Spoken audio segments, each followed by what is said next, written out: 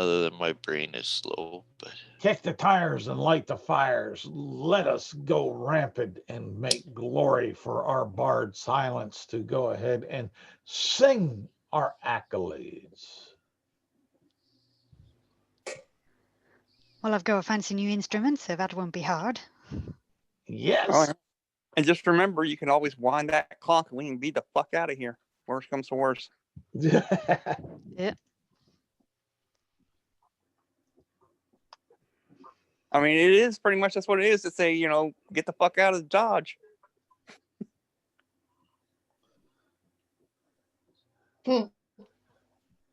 Yeah. Yes, indeed. those instruments, the bards are pretty tough.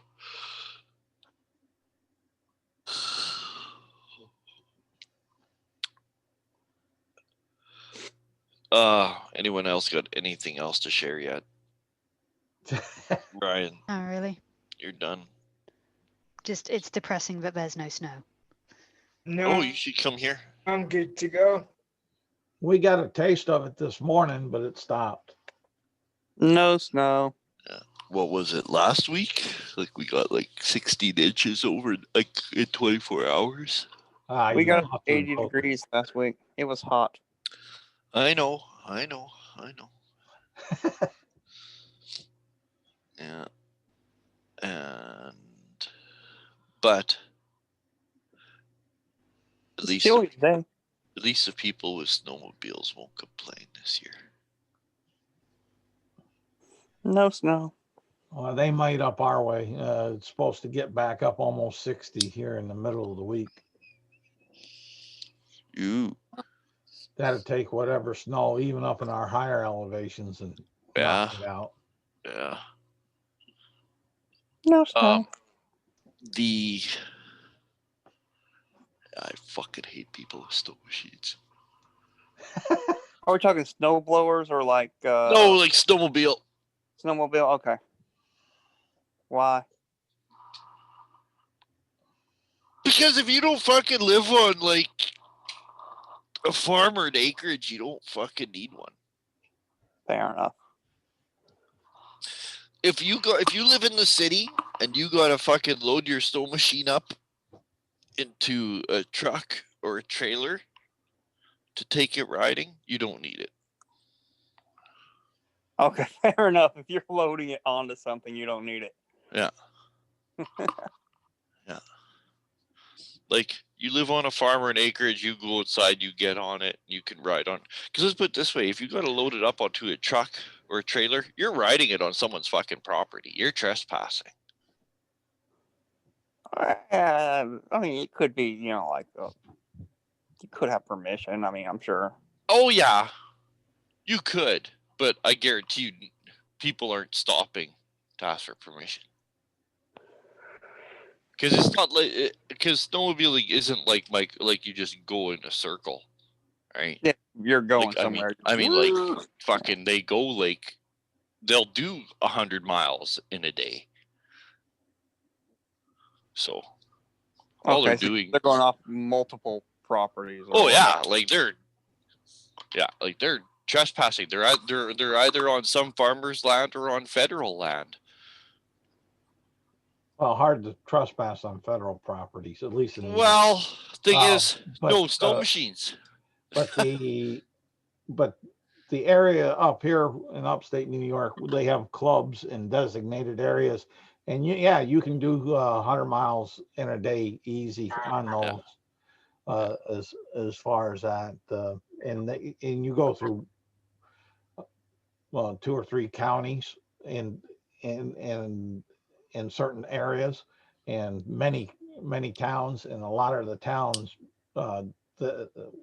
this time of year, that's where they pick up some of their business for the snowmobilers, for like the diners and whatnot. But all the resort places. Yeah, I wonder how that's going to work out with the COVID though, because Governor Cuomo's starting to crunch back on some of the stuff for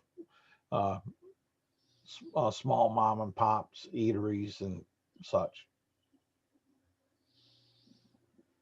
So hopefully the best comes out for everybody. But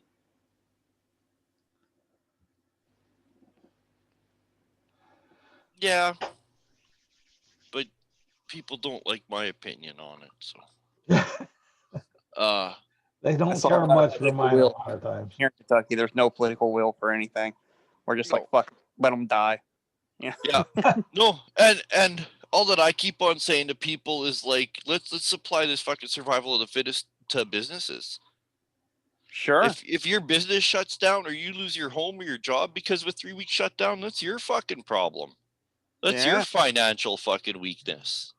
Yeah. Like, so we don't need your fucking scented candle store or fucking dog spa or fucking nail shop, or I don't have to fucking buy fucking multi-level marketing skin products or fucking Yeah. whatever candles through your fucking home. It'll help my business. Fucking buy Christmas gifts through me. Do you want? Fuck you. You They're got it. businesses, not charities. Yeah. Like, you lose your home because of a shutdown, your fucking problem that you lived fucking paycheck to paycheck.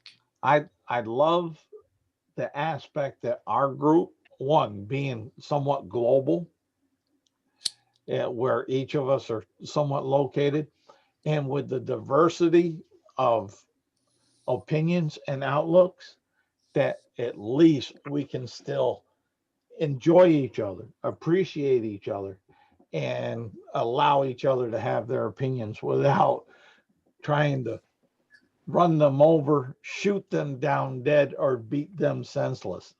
At least You remember the night when we didn't actually play that whole night, but you and Charles Bogman, was that his name? Christopher Bogman? You, you were drinking, Charles, and you were just like, blah, blah, blah, blah, blah. It was fucking awesome. Yes. So Okay. I just found out something odd, though. We spend, as Americans, we spend more on dog grooming than we spend on elections. Not just presidential elections, but senator, Congress, all that combined. We spend more on dog grooming than we spend on elections. And you think that there's way too much money in elections, right? Who doesn't think that there's too much money in elections, that they're just bought and paid for? We spend more on dog grooming. not in my household. Well, okay, as Americans, we spend No, more. I know what you're saying. We are rather self-indulgent to what we think is important, because what's important to you, you speak with your pocketbook. Yeah, the guy, or at least, and I trust, it was a YouTube video, and I trust the guy. He seems to be quite reasonable, but he's like, we spent $9 billion on dog grooming last year and $8 billion on elections. Shoot, I'm in the wrong business. Should be fucking cutting that dog hair, man. Yeah. So are we ready to infiltrate just about, because I just had to finish my point that like that survival of the fittest, applying it to the economy, right? Because like I said, if you lose your mortgage, if you lose your business, you lose your job, they fucking take away your fucking boat and truck and fucking snowmobile because you're fucking living a paycheck. That's your problem, right? Because look how the tables have turned. Those little fucking grannies, they can do 3 weeks at home standing on their fucking head, right? They're gonna have the groceries. They're gonna know how to fucking, take care of shit. Like, at least they'll fucking stay home and fucking bake bread and eat bread for 3 weeks if they have to, right? They are more self-reliant. Oh, totally. Yep. And they got the bills paid, right? They're not fucking like.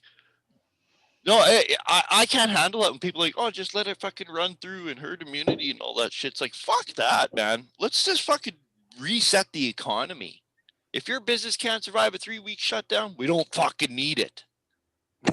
Obviously, we didn't need it, right? Yeah. And like, I didn't have an argument. It was a very nice conversation, but I was I'd also talking like to about point out that I walk in the park all the time with this one lady, and she owns a candle shop down the street. oh She makes her own candles and everything like that. yeah, And she's you can buy good, them online. good skill to have. Terrible fucking business plan, in my opinion.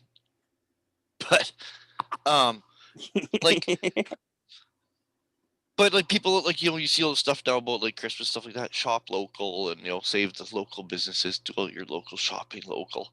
I'm like, do you know how fucking stupid that is? If there was a 3-week shutdown and you want me to fucking go to the farmer's market to pay fucking upscale on vegetables, do you know what I mean? Like, I get into that often on D&D groups about people like support your friendly local gaming store. I'm like, why? yeah, why? They're a business, not a charity, people. Yeah. If your local fucking gaming store can't stay open, that's his fucking problem. I mean, shitty for the person, but Sure. it's a business that isn't needed. It's like, right? Okay. Well, I Right? offer a valuable And service to the community. you want Michael? Those It's the same fucking thing. I said that to someone. I said, you want to support your own fucking local business? I said, you fucking pay the price that you're gonna pay then for tomatoes in the middle. Like if you got some mom and shop corner store and they gotta fucking get tomatoes 2,500 miles in January all the way from California to the middle of Saskatchewan, how the fuck is some fucking mom and pop shop gonna do that? They're not. But Walmart, right? Yeah. You fucking load me up them fucking semi trucks full of fucking tomatoes, right? The mom and pop shop, what can they get? Maybe a pallet. What does fucking Walmart get? 100 pallets of tomatoes? You know what I mean? Like, good fucking luck buying your local fucking winter boots. Your locally made winter boots, right?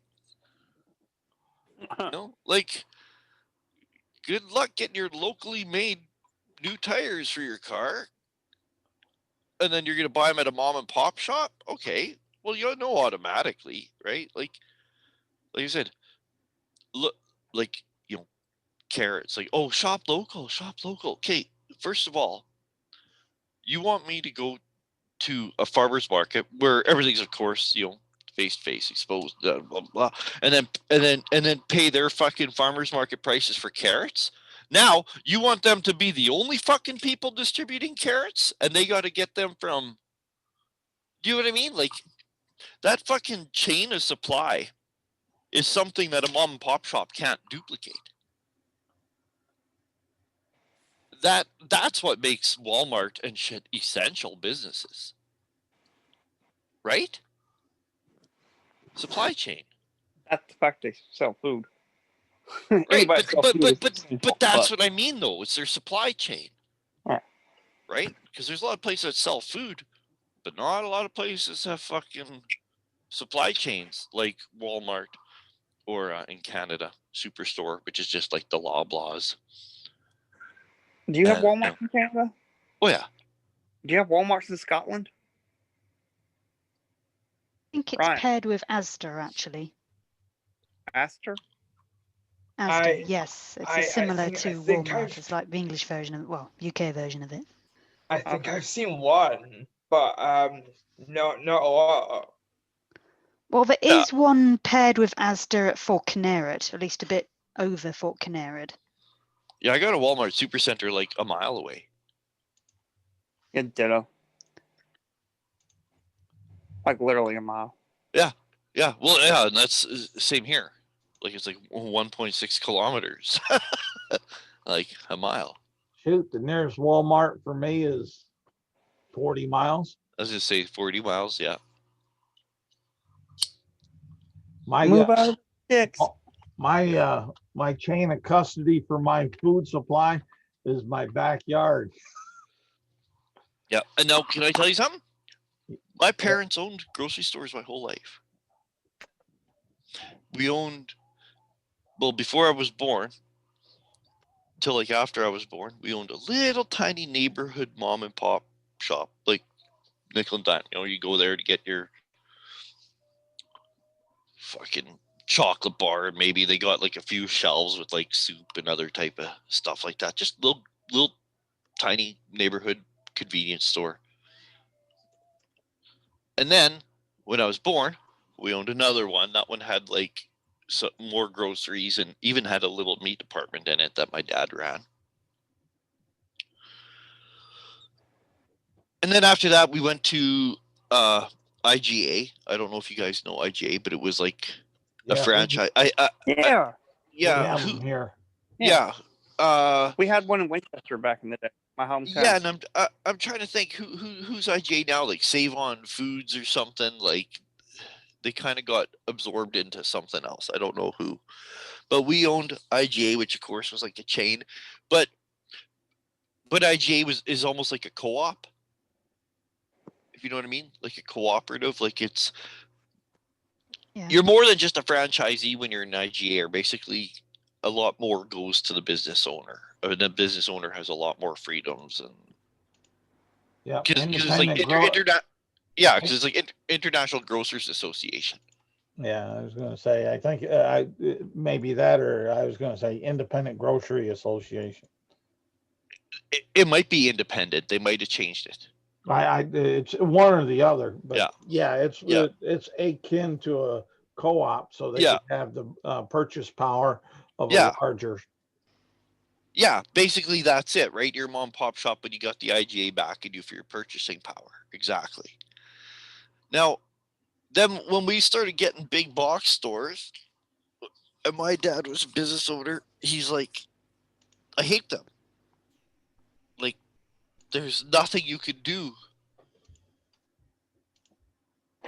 Like, you just can't compete, right? You just can't compete. So when he ended up ultimately selling the business and retiring, he said, you know what? I used to hate those guys. He goes, now I love them. He says they have like like their business model. He's like, it's what makes sense. Central distribution, right? Centralized distribution is always the easiest and best thing. And it's true. You don't want just your distribution all spread out and different regulations and different standards all over the place, right? Hence all these different mom and pop businesses. No, you want one centralized location. Like, right? Like, why do you think Coca-Cola and Pepsi have been like a success for like 100 years? Right? They all Cocaine.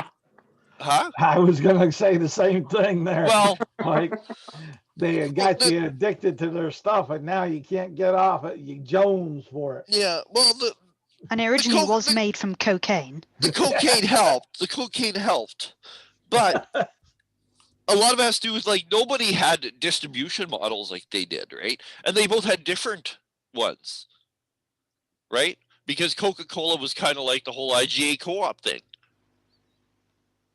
Sure. If I'm Coca-Cola, Kath would pay me to buy my syrup and make her own soda using all the Coke standards, but she did it. While Pepsi, it's like Charles is making it and Michael's buying it straight from Charles. No, it's all about distribution. That's why Pepsi and Coca-Cola became successful. It's distribution. They taught business and the economy about distribution, centralized distribution. And that's so when people argue mom and pop shops, like, I don't know, my folks own mom and pop shops, and I guarantee you something like this, they probably just would have shut down because it's like But let's get our success on. Yeah. So once upon a time. No, wait, sorry, that's for the 3-year-old. I'm on Last my time. third 3-year-old. I turned 3 today. 3. A quick glimpse into how you think of us. Yeah. Well, there's so many standards of which a person could check boxes in columns. Okay. So you guys are in Yarder. Today's a big day. today's the day you guys are going to try to get onto the Grand Dame. All of you guys are wearing clothing of whatever suits your needs.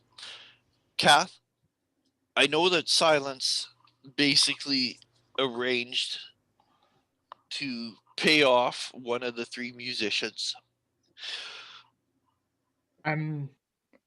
Because my mithril chain can be worn Okay, underneath my But clothes, I'm not ready. I'm not listening to you Sorry. yet, though. Sorry.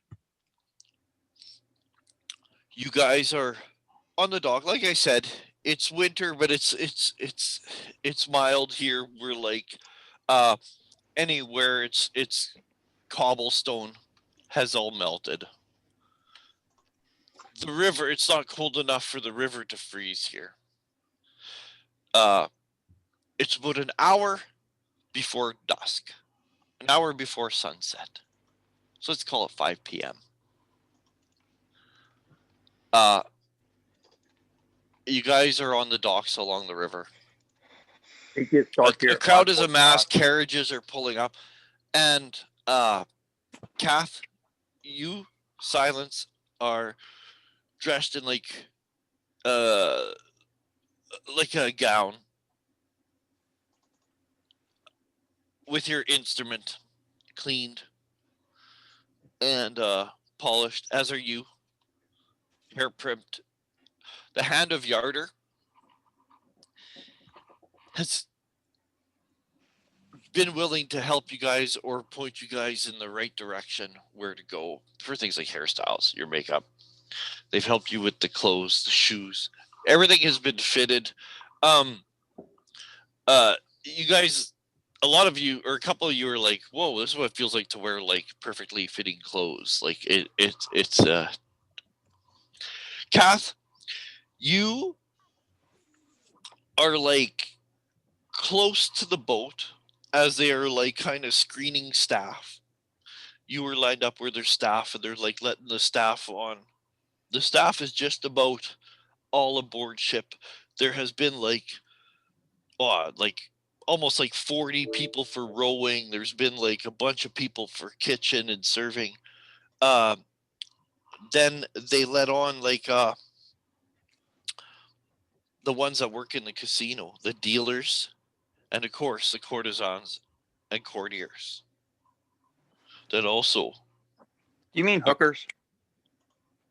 Basically. Hey, it's a G-rated game, Okay. but fuck yeah, they will.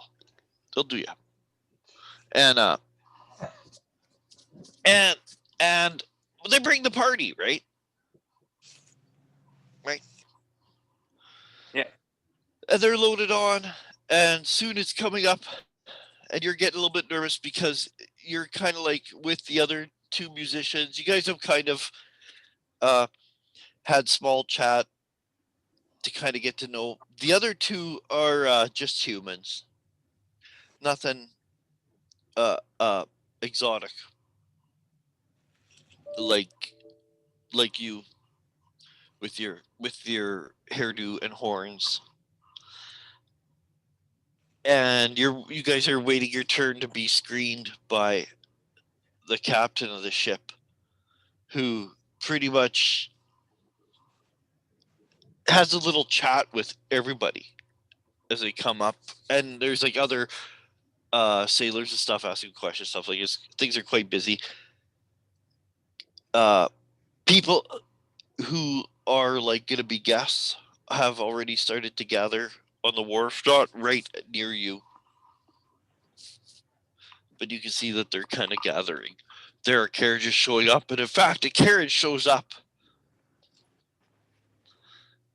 and you see coming out of it, dressed quite nicely, is Nicodemus and Farai. Are you going to be accompanying Nicodemus, or are you going to come separately? You're going to come in the same carriage? I'm accompanying Nicodemus. Okay. If he wants me to pretend to be his. Okay, your carriage, you guys, Nicodemus and Farai, you're I want the carriage goblins to be with rolls us up. dressed as like valets. Yeah, like footmen or whatever. Yeah. Okay. Snert and Yeah. unarmed. I'm unarmed. I will have my holy symbol tucked under my clothing, but my breastplate, my weapons, and my shield, everything else will be stuffed into the bag of holding. Okay. I'm otherwise unarmed. Yeah. I have an AC of 12. Thank God for some decks. Your carriage shows up. Like it slows down at the docks and it stops. The goblins are smart enough to do their duty and try to remain clean. They get out, they open the door, one of them opens the door, the other one puts down a little stool. And they Gobble blinks and Snurt is like, "Shall I take your arm, sir?" As he helps you. Yes, thank down. you very much. Okay, he does. He takes you down. You could see some people Just kind of say stop and the look because they can accent see is like absolute foresight. that they could see like the goblins helping like a satyr and another tiefling. So your people are gawking, but you guys do get everyone's attention. My cloak will flutter as I stride up It the must gate. flutter. And you can see by the wharf coming up, it's going to be her turn. You can see just beautifully elegant, simply elegant silence way off by the boat. Okay, Farai, what? I'm just saying, like, would it be unwise for me to wear my mithril armor underneath my clothes because Yes. it's light enough that I could wear it under the clothes, right? I've not got a weapon on me or anything, but that Wouldn't it be weapons and considered stuff are in suspicious? the bag of holding, and no one will see it aside from the wizard if they're looking for it. But yeah, it would just be armor, right?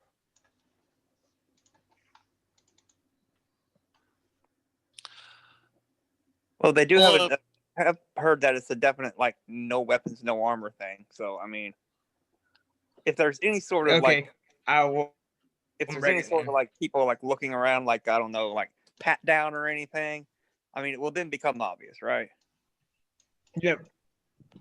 Yeah, fair enough. Yeah, I'll put my armor in the bag of holding along with the other stuff then. Good. Okay, the goblins help you guys out of the carriage. Silence. Yep. Oh, the goblins are also unarmed. Yeah. I'm kind of thinking about giving them daggers.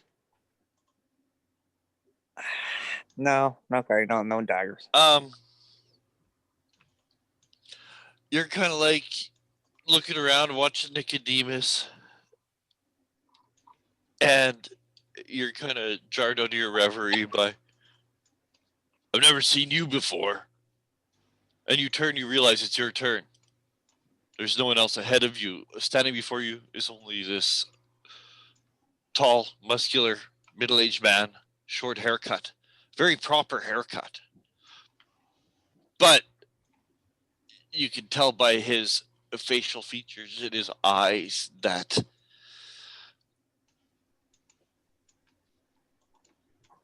a dress uniform.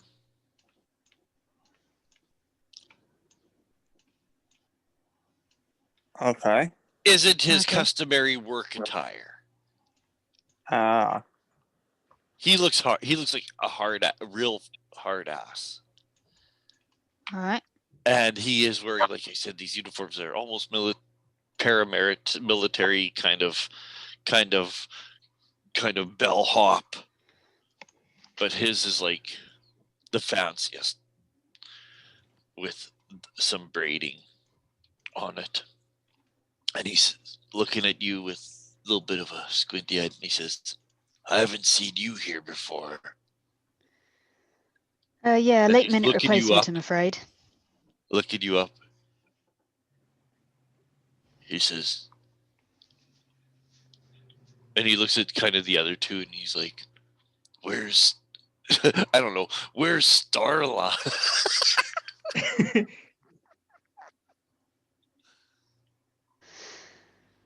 I'm afraid she's caught ill. She called me in last second. See if I could cover for her. I'll pull out my instrument, my fancy one, give a slight strum. She thought it might be useful here. Thought people might appreciate it. Oh, what happened to her? Actually, she never really told me. Well, she did come in sounding very sniffly. I thought she'd be okay, but honestly, the more she talked, the more she sounded a bit slightly off. I think she's caught something. What? I don't know. But she said she wasn't confident about coming in. She didn't want to bring any illness in. Can you actually play that thing? I can give you a demonstration right now. So I'll do a demonstration. Do I need to roll for that? I don't think so, because I kind of just want like because I know what your bonus is, pretty much. And that's kind of what he's going for. And as soon as you actually first grip the instrument, and simply by the way you hold it, and the first time your thumb strums across its strings, he just nods. He says, actually, never mind. What am I saying? Yeah. Roll. Okay. Let's see. That'll be proficiency bonus. Yeah. And would that count as charisma? Yeah. Okay.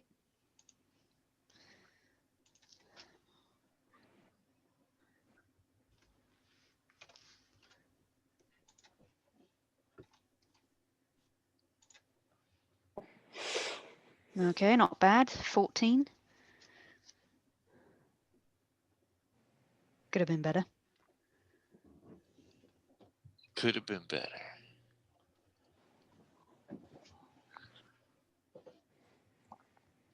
He's like,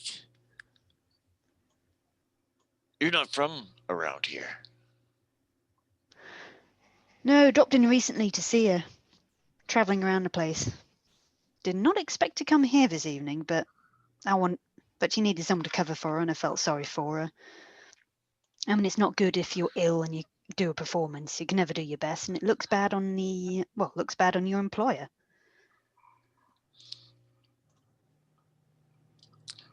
He looks at the other two musicians who are behind you, and he says, have either of you performed with her before? And they're actually like, no.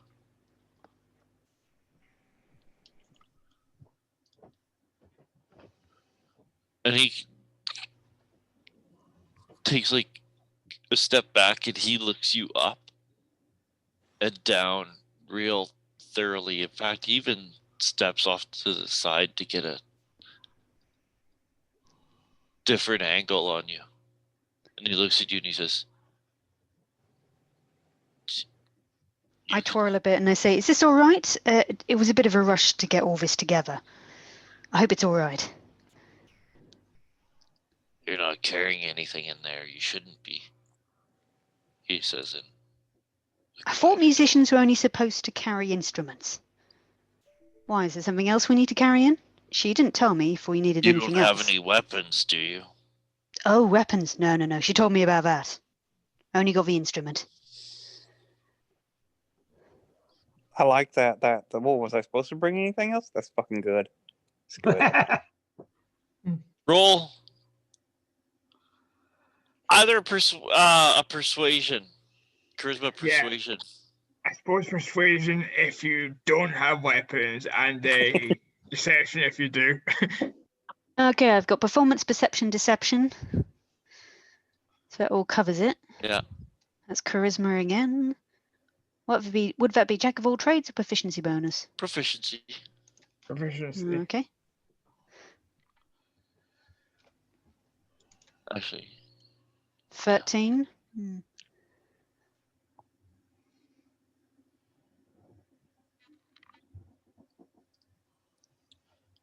he says,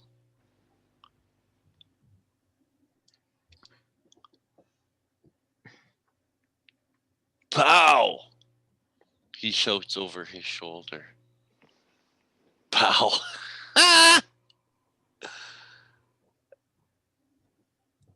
And you could see on the ship, just on the other side of the fancy gangplank, because it is like a fancy gangplank, right? Like, you know, it's all like decorated and handrails. On the ship, you see is a small woman in silk robes. And when he shouts, "Pow!" she turns, looks at him. Clearly, he gets her attention. And you could see that she is Shao. She's Asian. Because here in the Forgotten Realms, it's similar enough where Asia is Far East. The Far East is like Asia, but it's called Karatur. Karatur. Karatur. Okay. No Karatur. But the big nation that's like China is called Shao Long.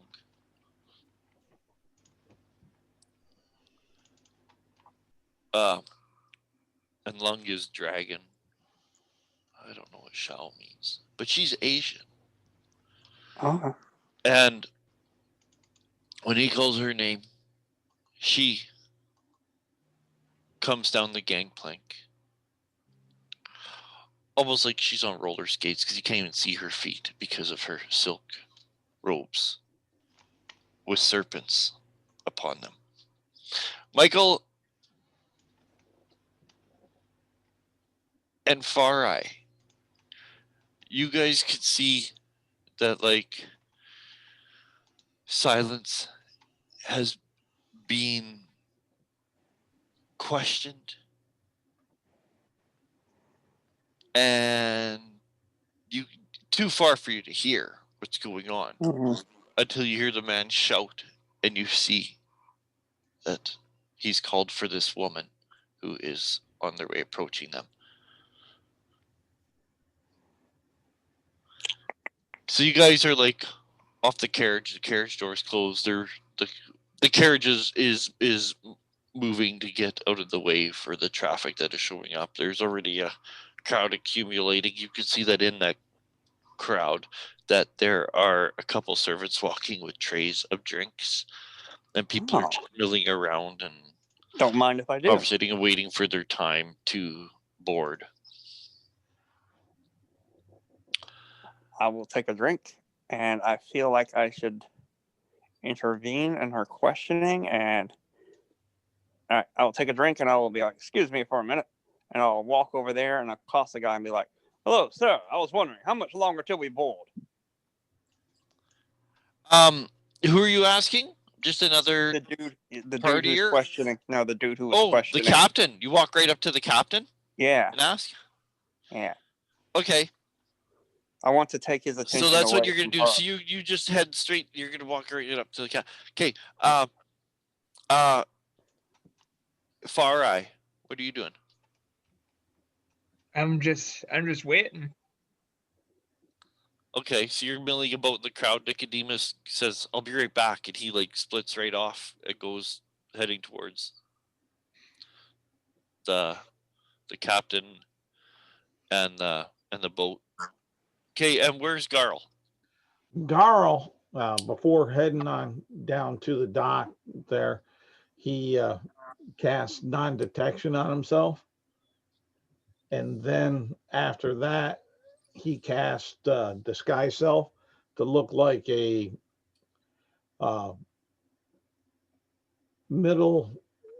range noble dwarf with a pot belly and nice, wonderful beard. And he's carrying a tankard in his hand or a cup in his hand that seems to have something that might look and vaguely smell as ale, but what it is a little bit of ale and a lot of water. And he'll be walking up to the barge to go on as a guest, and he'll just be acting as a stereotypical dwarf that he's seen in the past, but with just a snippet of Hey, you want to bring Mad Eye with you? say what? Want to bring Mad Eye with you? That's a dwarf. Weeble, Wervel, Warvel. Wervel. Warvel I- the Weevil. Yeah, I could Dwarves. have So you guys could be like a couple dwarf merchants that are in town.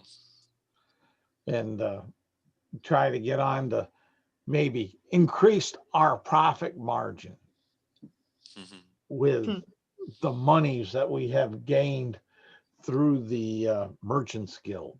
It would be his story. Okay.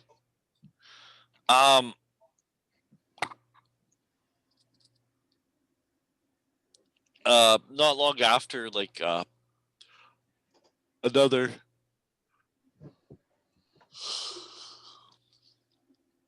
actually no, I'll say you guys were there before.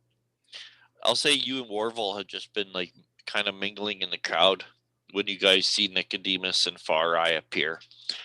Nicodemus goes straight towards where Silence is being questioned by the captain. So you can see that all your companions are here now. So I don't know whatever you guys what you guys want to do. You can see Far Eye is still standing back with the goblin footmen. She's kind of making her way to the crowd. You can see it if someone offers her a drink on a tray as you guys are all waiting to board.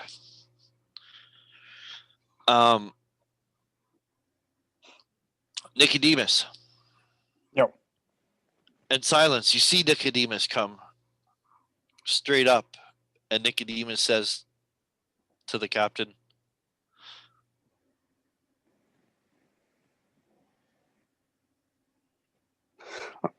Anyway, good sir, I was wondering how much longer till we board? he pulls attention away from Silence. Yeah. Like, should be long. I just had to get these last few aboard. Yes. I want to like kind of stand next to him and put my hand on his back and kind of guide him away like we're walking and talking away from Silence. Mm-hmm. If he'll allow this to happen, but yes. Well, anyway, good sir, I'd like you to know that while this getup may appear to be quite some sort of coiffed nobleman, just like you to know, it's far from the truth. I'm a seasoned, hardened adventurer. And by the way, as I take a sip from whatever glass I picked up from a tray on my way over here, yeah, they're like, oh, by the way, excellent beverages. I should know. But I'd just like you to know that nice sound you effects. heard of the heroes of Bryn Shander. I am one of those, and I look around like anybody's watching, whisper under my breath to him, slayed Truffy, the frost giant queen. Now, you may have heard this story before. I've heard it's all the rage up in the north. Minstrels sing about it. But I'm looking not necessarily so much as a night to gambling and good times, which I'm sure I've heard you provide. And I want to take him away the whole time. I just want to be circling around the edge of the thing, just take him away from Silence.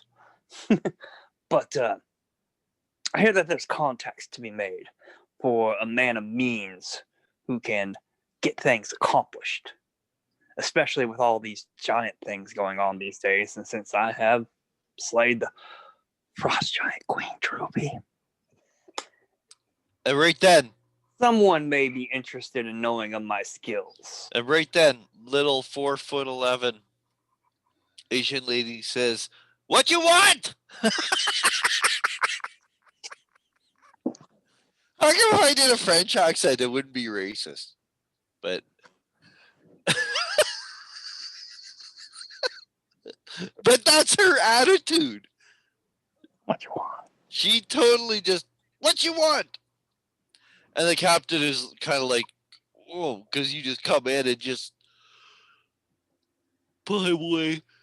And he kind of looks from her to you, over the sides of musicians, back to her, back to the musicians, to you, then back to her. It says like, he's like, "Get the rest of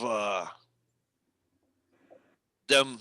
Like he points like the musicians. He says, "Aboard." He says,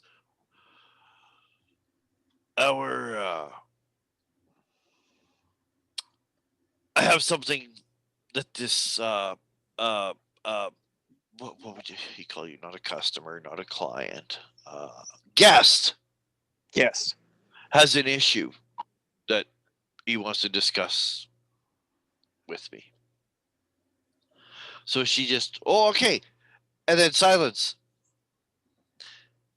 Walking up to Yeah. you looks like kind of a cranky, middle-aged Asian woman, only about 4'11", wearing a very nice like silk kimono covered in serpents. Mhm. And she walks up to you guys and she says, she just looks at you angrily and she says, "You're all the musicians?" And yeah. The other two nod their heads. And she says, "Go, start playing music now." And she just orders you guys to board. Silence. You just follow the other musicians. They know where to go. You cross the gangplank into the ship, up some stairs. There's like an upstairs room where there is like I think it's upstairs. It's has like an elevated stage, but it is an actual like dance floor with a few tables around the edge and a stage. And they just pull out their instruments and take their seats, and if they have any music paper on, they put on the stands and do whatever they got to do and just begin playing like immediately. Very nice sound. You're the first one who caught a glimpse of any of the interior of the ship. It's very, very like decorated. It's not Spartan in here at all. Everywhere there's like curtains and draperies and tapestries and plants in vases and just mirrors and light fixtures, polished brass and velvet ropes, just everywhere. Even like in here, you could see like the dance floor, like it's all like a polished teak floor. Probably teak because it's a river boat. Teak is water resistant to an extent. So, Michael, you're giving this guy the spiel, and you can hear the music begins playing shortly after silence boards. I want you to roll me a charisma persuasion. Okay. Let me see here. What is? I think I have persuasion. Oh, wrong app. That's why it's taking so long to open. There it is. Yeah, +5. Oh, okay, that's something. Yeah, that's a total of 8. Not very persuasive. Oops.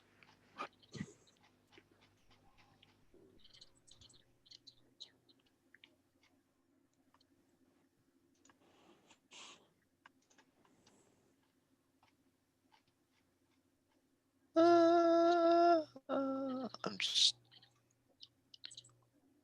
because now you guys are getting have someone on the inside.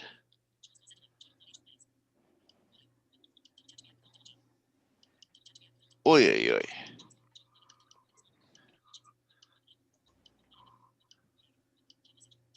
There it is.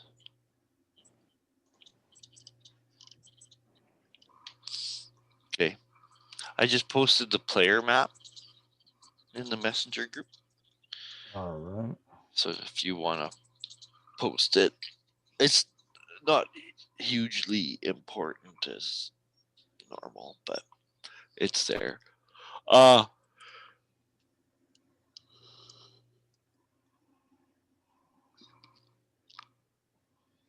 Um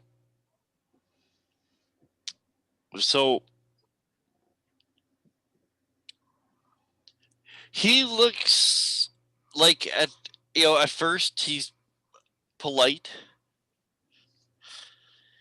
He does not look like he you haven't been able to see like a look of like that you've impressed him. And it's now that like the music has started playing, and you can see that like some of like the serving staff have kind of like have said, clearly said to people, oh, you can get into line.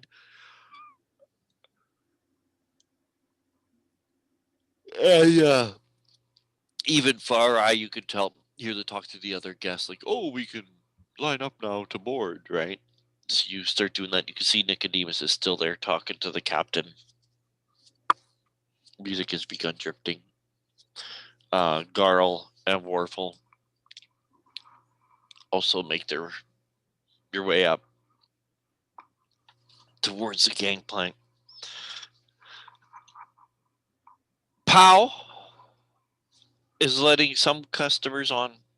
You can see like that as she recognizes and chats with regulars, that she begins letting some people board as Michael is dealing with the captain.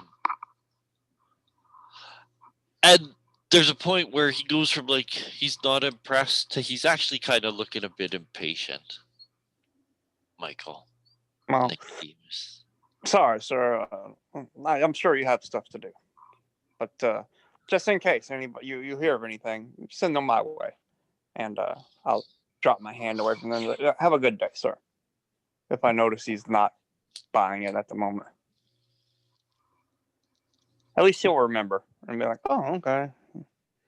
No need to keep harassing him anymore." And oh yeah, sorry, I was gonna read something. But I did that too. So I want to read this. I want to make sure that I'm not getting my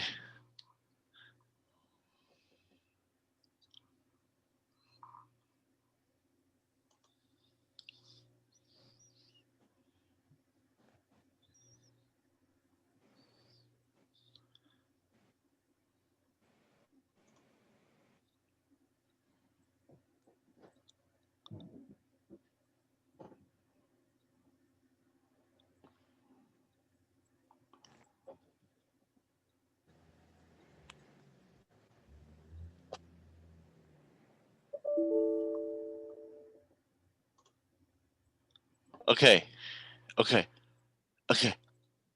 All righty. Okay. This is getting exciting. I couldn't remember how they had dealt with that mechanic.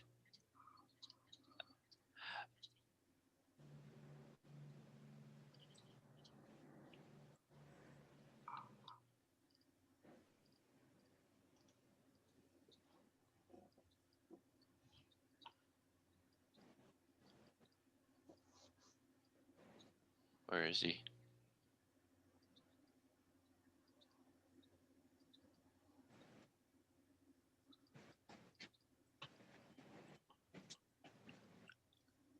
Okay.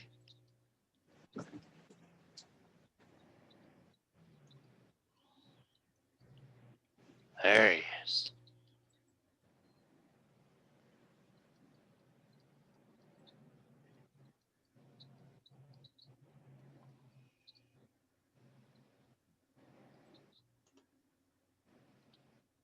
What?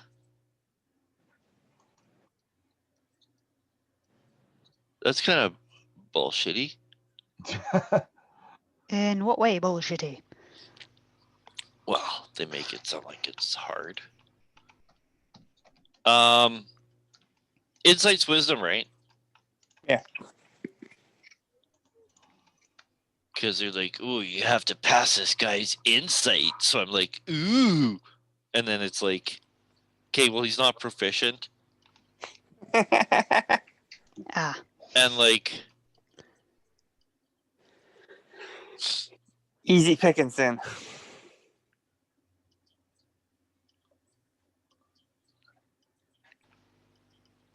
and his modifier is 0. I got a +8 insight. Yeah. I'd do better than him. So do you know what, Michael? I take that back. He buys it. Well, I take that back because I was like,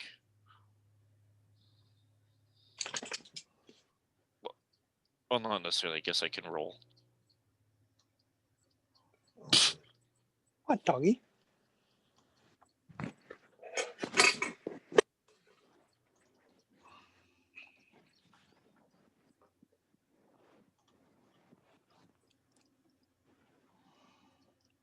Oh yeah, he did. He didn't buy it at first. Actually, if you rolled, what did you roll? I rolled a total of an 8. Yeah. So Yes, he I actually didn't doesn't hit buy it that and- first time. I suck. So basically, he goes over to the gangplank and he goes when he gets back over there, Powell boards the ship again, and Should let one of my goblins try it. and he goes to screening. There's a couple other sailors that come down and are kind of standing there with him as they're kind of clearly screening guests, ones that they know or recognize. There actually is a couple people they turn away. One guy throws a fit because he won't leave his dagger behind. They're just like, no, and he won't, and he throws a fit, and he like threatens to call the guards. They're like, call the guards, like, you know, and they end up calling for his carriage, and the whole time, like, they're waiting for his carriage. He's just causing kind of a scene, but they're just kind of, yeah. And eventually, he actually gets, and the woman he's escorted or that's escorting him to, they just eventually end up leaving after a big huff because he won't leave his dagger behind. Must be a good dagger. So, For a thief, I'd swipe that. who wants to be basically first in line? Garl will. Garl? He looks at the two dwarves. And Garl will come on up as he's going. He'll say, holler out, and since the disruption would be noticeable, he'd say, that's the way to handle those boorish charlatans there. Yes, protect the nobles from these assassins. And Well. then he'll turn to whoever's letting them on board and say, good evening. You got some more libations? And where the heck is the entertainment? This is starting to give me a dry throat. This is the captain. He says, you'll find all that aboard the ship. And he says, I haven't seen you before. Where are you from? Oh, I'm from Goldendales, from the merchants union down there, guild. We're here doing some trade deals and thought we could use a little bit of entertainment and maybe increase our profit margin at your expense. We feel What do you trade in? we trade in silver and very specialized gems, and sometimes we come by mithril. We'll give you a deal on the mithril though. How'd you hear about the Grand Dame? Referring to Oh, the boat. Grand Dam is known throughout. Well, the caravans speak of you greatly. It's just such a fine place, and they say your meals are almost as good as my mother's. Nothing like red meat on the bone. Roll me a charisma deception. All right. All right.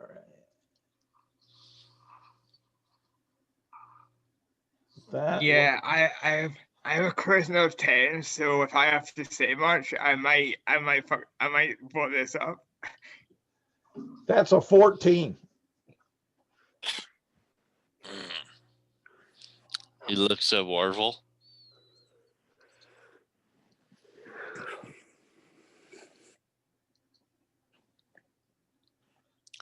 When he And looks Warvel says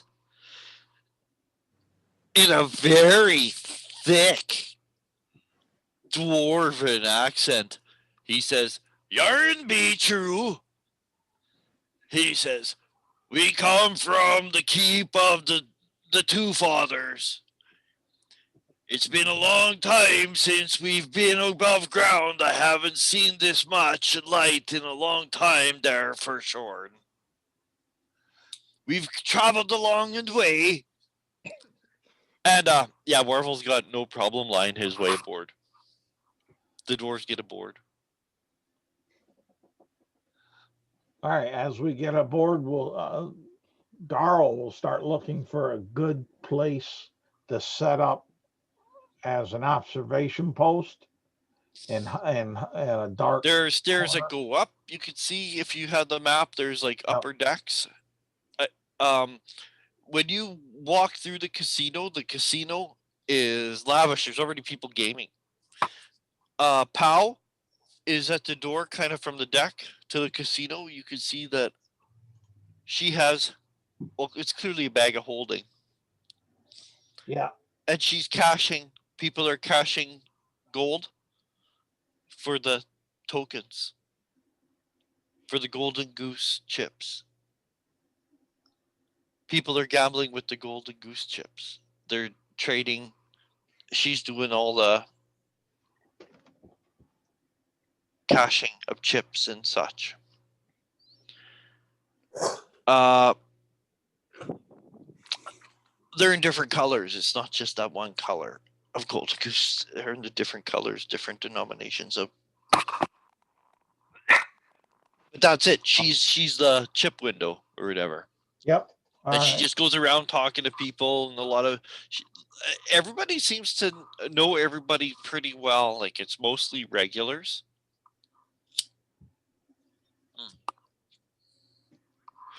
Complimentary drinks. You can hear music coming. As long as you're gambling, you're drinking, right? Yeah, that's right. I paid $10 for a Coke and whiskey, a Jack and Coke in Vegas instead of gambling. Yeah. It's crap. Oh, Farah's gonna. Well, we're trying to blend in, right? So Farah's gonna cash it in.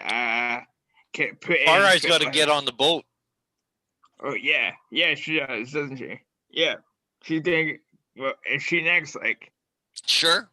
If you're next, you're next. And the captain says to you, Farah, he's like, "Hey, what's your name?" He says in a slightly suggestive manner. Oh, my name is Farai. I haven't seen you around here. Otherwise, I'd remember you. I'm new to town, so I would try out the attractions. Ah, how'd you hear about the Grand Dame? I give the name of one of the taverns in town, and I say I heard someone talking about it in that tavern.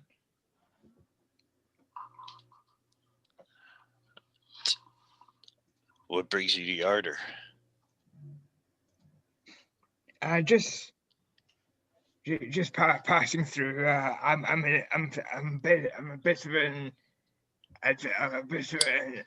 adventurer, so odd jobs every so often, helping out where I can here and there. Adventure. Do you Yep. travel? Are you, again, slightly suggestive, are you unescorted tonight? Just roll with it, Ryan. You have a leg in. God. Leg. I am not escorted tonight, no. He also has a charisma of 10. Yeah. That doesn't matter. We all agree it has nothing to do with comeliness. It's got something to do. It's not everything, Like, but she's like even no, if not, she's like a golden skinned tiefling, right? Like that's Okay, Mike. you Okay, don't say in that I'd case, say. Michael, if you want to talk real world, then let me just say this. 10 is average, and she's a chick. okay. And Fair she's enough. an exotic. Average chicks are still cute. Yeah, Right. average chicks, like especially ones that are alone. Yeah. Well, at least you know, Right? she's average, right? Right. Right. Yeah. So, what does that make her? Average and Uh, alone dressed up a night out? What? 7, Yeah. 8 even? Yeah. Right? Yeah. So to be fair, right? If we're talking real world, guys are desperate. Yeah, let's talk real world here, guys. An Yeah, what average- was it Marilyn Manson did? Oh yeah, someone said she wouldn't look good without a good dress, so she wore a sack and she still looked good. Oh yeah, Marilyn Monroe, yeah, totally. Yeah, but even her, right? Like, look how times change. She's chunky nowadays. Yeah, that's weird. No, just voluptuous. Well, yeah, but I'm just saying, right? Like, it's not the standard. Like, the standard has changed. But the standard today, I think, is better than it was a few years ago when they were just anorexic, right? At least now, booty's important. Anyways. Well, Far Eye, roll me a charisma deception or persuasion. I have persuasion, so I'll do that.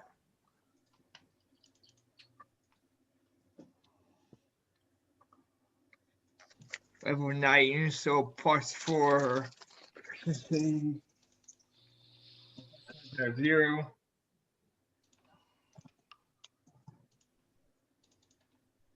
Uh, 21.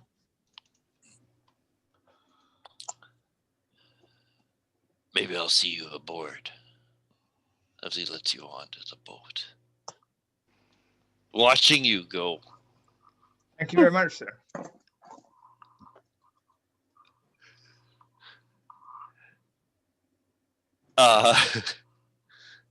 Nicodemus, Yo. you and the goblins. He says, goblins?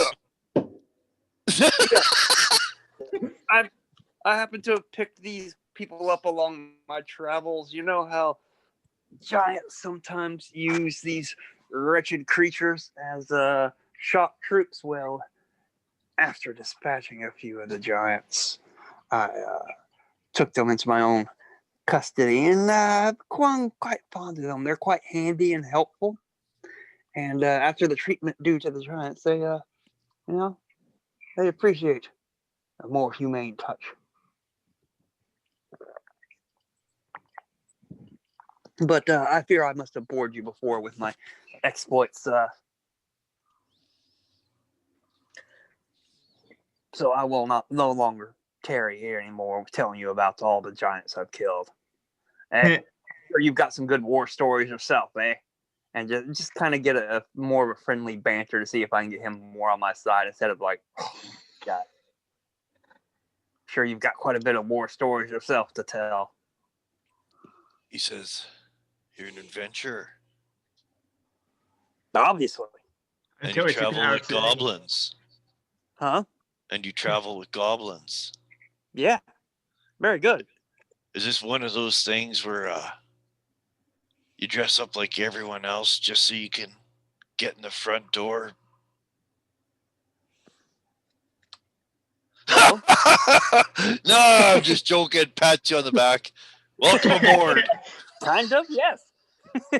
Yeah, exactly, sir. Welcome aboard. I rolled so poor for his insight that time. Yeah. And I rolled for, I'm rolling for all three of you. And the highest I rolled was a 6. That's like my bare minimum rolling a 1. Yeah. Like for you, I rolled a 1 and then I rolled a 2 and a 6 for the goblin. So I'm like, yeah, so you guys are all aboard. All right. As soon as you guys are all aboard, decks are clear. The sun has gone down. The sky isn't quite dark. You can still see in the west that there's still lighter, but you can hear the bumps and thuds of oars as they are, stuck in their fucking oar things, and the gangplank is moved, and the lines are cast off, and the boat drifts. You feel it drift, and you can feel the first few strokes of the oars as they take it out to the middle of the river, and you guys go past that big armored battle barge, where you can see it has like multi fucking crossbow turrets, and it's all metal above the water line. Looks like it could hold a battalion used to defend the town, and you can see other boats, fisher boats, other luxury boats, a lot of barges. You go past the barge construction, you can see where like lanterns and torches are lit throughout the town. You can see the snow beyond, the smell of the smoke at chimneys in the air, the smell of the water. But it's warm and cozy aboard. There is like a boiler for heat. This place is lavishly decorated with curtains, ropes, rugs, plants, vases. Beyond luxurious, it's gaudy with the chandeliers and the gold leaf. In fact, in the center of this place, off to the side, is like, you assume it's wood, a sculpture of a goose covered in golden leaf and painted and shellacked, is like the centerpiece of the gaming room, where like there's like tiered shelves around it where all these drinks are stacked. So it's basically this big mountain of drinks with this giant golden goose. It's just, that's the red rugs, the fucking velvet ropes, the heavy drapes, and the music being piped through. Games of chance all over, chatting of voices. Dealers calling out stuff. All the dealers are sharply dressed. You can see that proud little Asian woman is going through, still greeting people, cashing chips here and there. And you can see, also keeping a sharp eye out for troublemakers. For anyone who might have too much to drink, someone who might be cheating, someone who might be. Anyways, and you guys are all there. All right. I'd like to convert some gold into chips and Okay. just start casually playing. And, just I don't want to spend too much time at any one table, but I'm more like trying to listen in to hear if anybody is talking about jobs or giants or mercenary work or, just trying to eavesdrop as I'm going around with my goblin companions, Uh, like a big spender, like a whale without actually spending. you actually I get don't have- quite the crowd. Think of like almost like at any point of this night, it's gonna be like a Las Vegas movie where like you're at like the craps table and there's like a whole Yeah. group around like you and your posse, right? Because you have a lot of people's attention just up the start for simply of being a Satyr. with I a want to be traveling drinking with heavily, goblins. Yeah. and my cloak will constantly be fluttering. I will look Yeah. dash. Yeah, like you are very conspicuous, and I want to be that seen. of course gets the attention. You become the part. If you're spending money too, Well, I don't want to spend that. I want it to make it seem like I'm spending more money than I'm actually spending. I don't have. I have like less than 100 gold. These people can tell. Okay.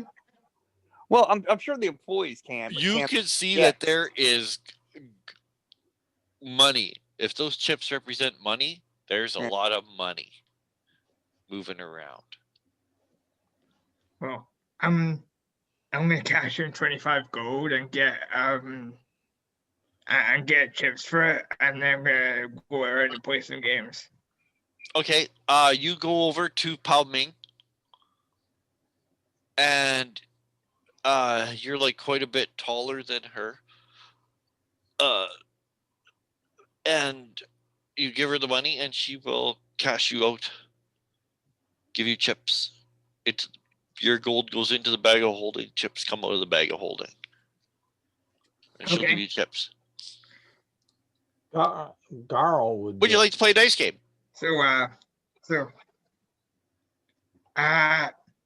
Sure. Garl, what were you gonna say? Garl would like to try to find Nicodemus and Gobbo. Oh yeah, they're where not you- hard to find at all. And It's like you're just on a boat. Yeah. and he's going to work his way there. And while he's working his way there, he's going to try to go ahead and from his bag of holding pull out a dagger. Mm-hmm. And what he wants to do is slip the dagger onto Nicodemus Mhm. Without anyone seeing, hopefully. That's a goblin. Gobbles. I don't need a dagger. All right, on Gobbo.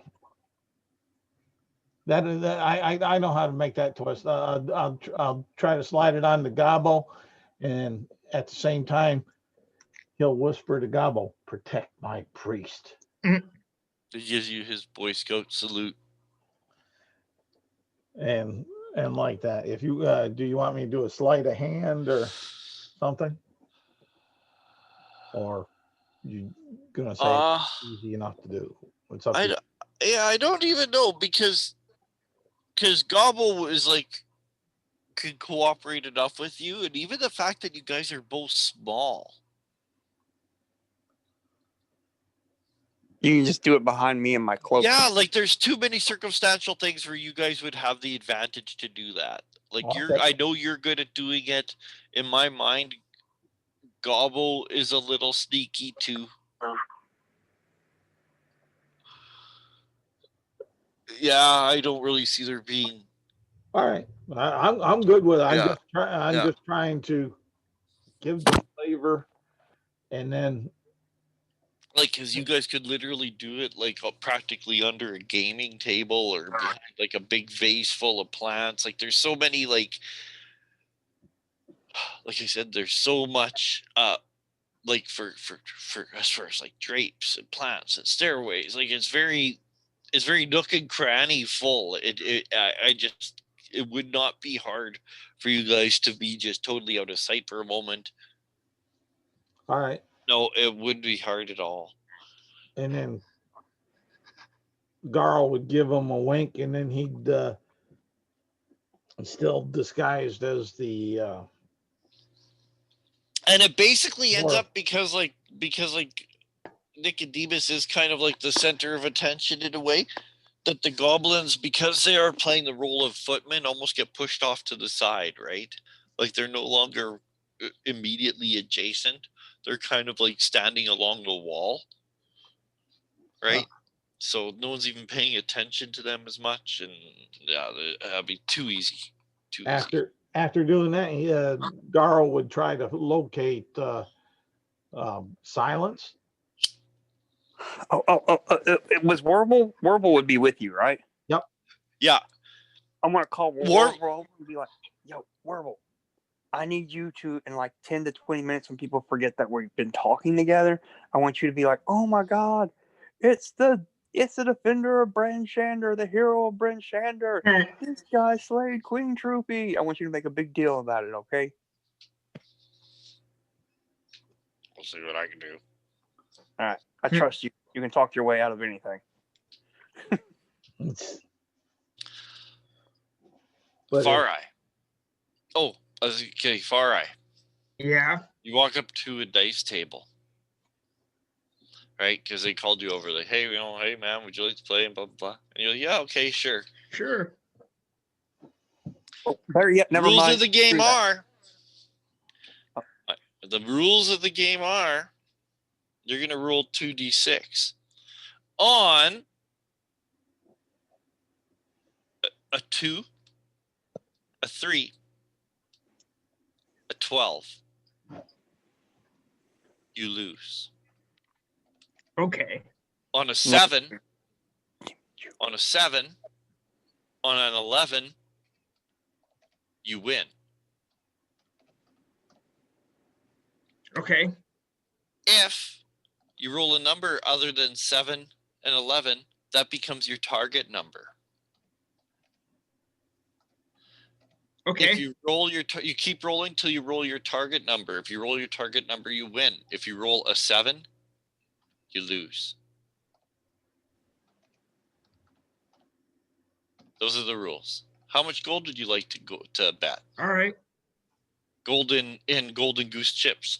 They look exactly like the chip that you I'll had bet. before, but this one is not like worn. This is like brand new, like freshly painted. The gold leaf is bright on it, right? How much do you want to bet? I'll bet 5 gold for something. 5 gold. For Roll me that. 2d6. Tell me what you get. 2, 6. 3, 12, 6. Oh, 6 is your target number. You got to roll until you roll a 6. If you roll a 7 first, you lose. So 7, 2, 3, or 12, I lose. No, because you already rolled. You rolled 6. Now you Right. keep rolling until you roll a 2, 6 or 3, a 7. 12, you lose. 7, 11, you win, but you rolled a 6. That's your target number. So now roll again. I kid you not, I just rolled a 6. You win. Lady luck. There you go. 5 gold. You double your money. You just won 5 gold. All right. Play again. Okay, why not? How much gold? We'll bet 7 gold this time. 7 gold. Okay, 7 gold. Lucky 7. Roll 2 dice. 2, 3, 12, you lose. 7, 11, you win. 8 is your target number. Roll 2 dice. If you roll 8, you win. You roll 7, you lose. 10. Roll again. 5. Roll again. 8, you win. 7, you lose. 7. So I lose. Oh! You lose. And he scoops your chips. Uh,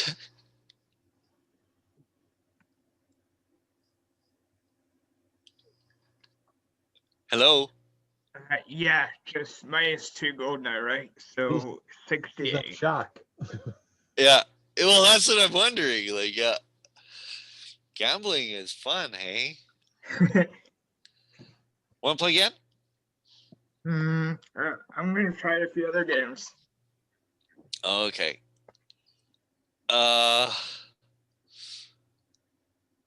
There are card games. Oh yeah, there's card games. Yeah, there's So that I card could games. use my There'd insight be in, the basic. 'cause- There'd be like totally the basic games, and do it. They don't have a game mechanic for everything. I just was, but there's games of chance. We can just do whatever. We'll figure it out.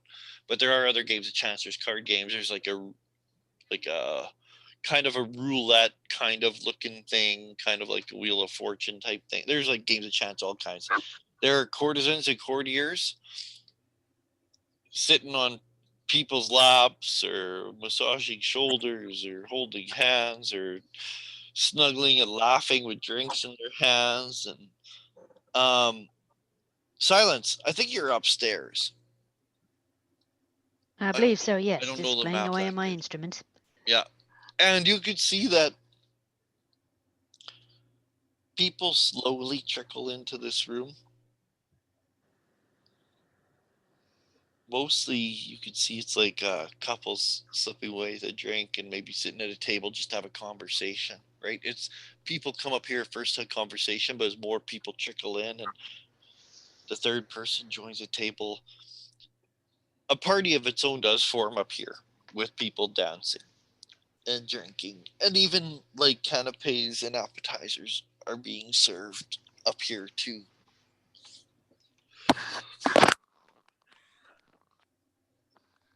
All right. Once it's dark, and you can see that there's like lights everywhere. Everyone downstairs, you notice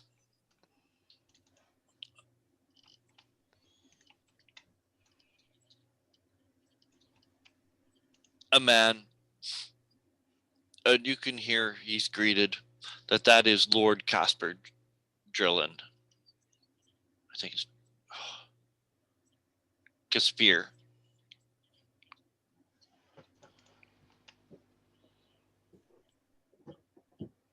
Okay, his first name KH, because he's a fantasy character, right?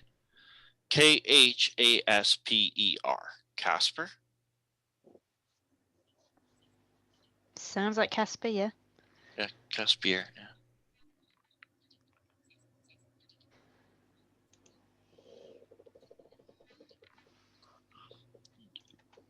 Dryland.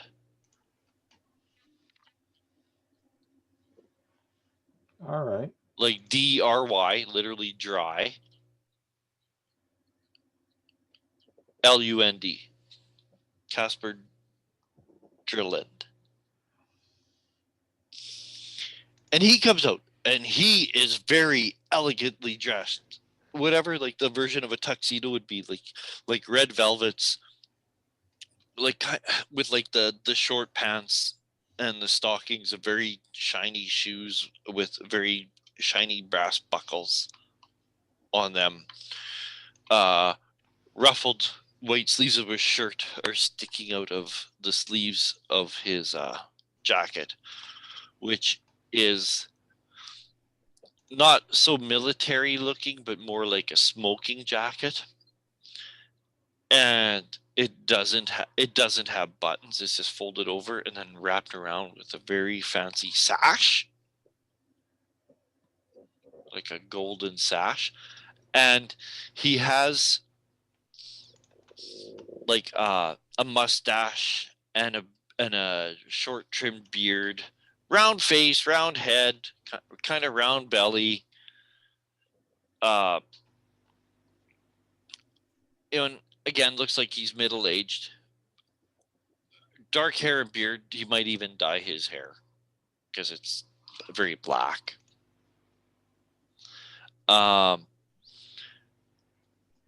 And son of a bitch, right? For all the rules and no weapons, has in his sash a rapier.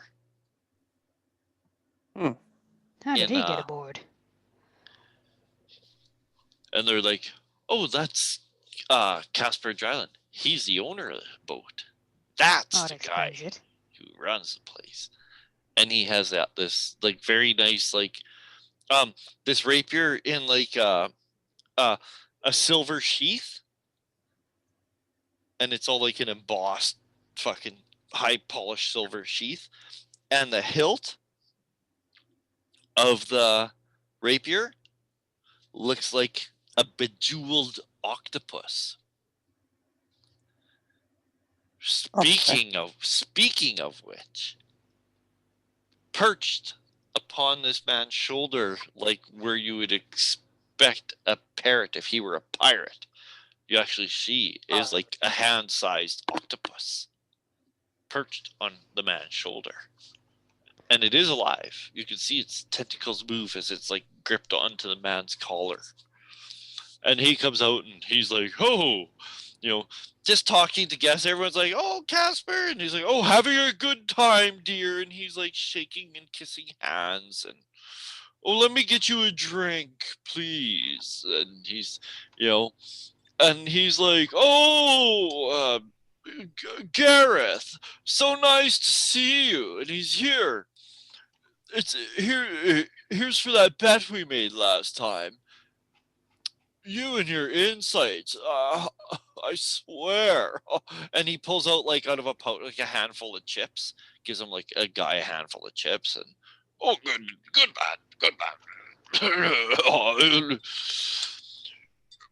And a lot of schmoozing going on as he comes out. Even like the courtiers and courtesans all like languidly stroll over, give him a hug and a kiss, and stroke his beard and whisper something into his ear, and giggle as he pinches their ass.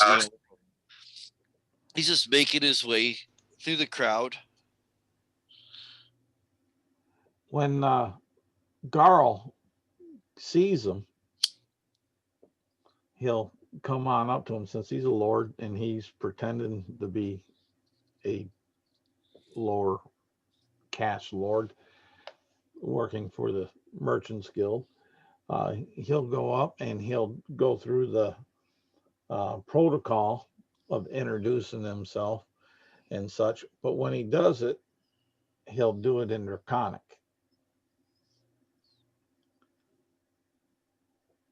And he'll be looking for his response, and he'll end it where asking him, where are the minstrels?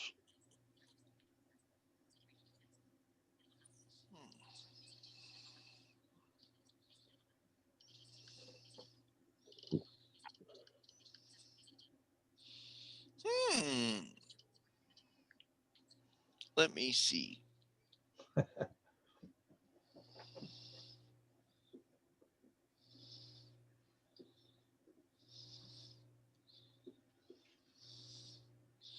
Because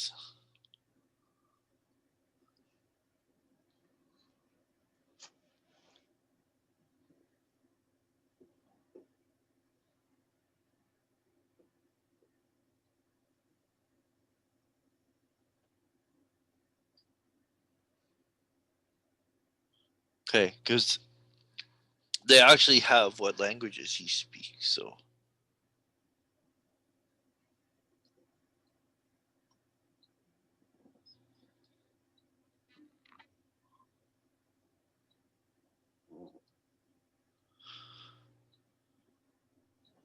Where the heck?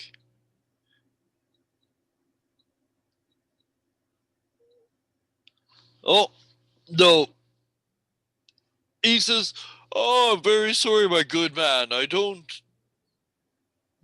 haven't learned any Draconic since back in my schoolboy days. I'm sorry, have we met before? And he's very outgoing. Garl will say, no, we haven't. This is my first time. Hear your reputation. But Durak Tunok Gudufana, he says to you in Dwarvish. Oh, okay. And God damn. Garl will go ahead and click his heels quickly and do a very proper bow, and he will respond back to him. Forgive me, I was talking in our guild tongue. It slips up from time to time. They're this, one has to stay on his studies and such. And in common, he'll ask him, where are the minstrels? There's a particular ballad I would love to hear. I've heard it once before in my travels. Oh, I bet you it's Chapuru Nakapara. He says in Dwarven. And he laughs and he looks at you and Morval. And Morval's do you speak Dwarven? Do I? No. Yeah. Oh yeah, Morval's kind of looking at Copter. The closest the closest the dwarf I could come would be my gnome. But my gnome is, No, but Warvel says something to him. And oh, I apologize. I did not know you had sworn an oath to not speak your language. and he's like, so I don't know you, but why should I know you? And you can see the octopus is all like,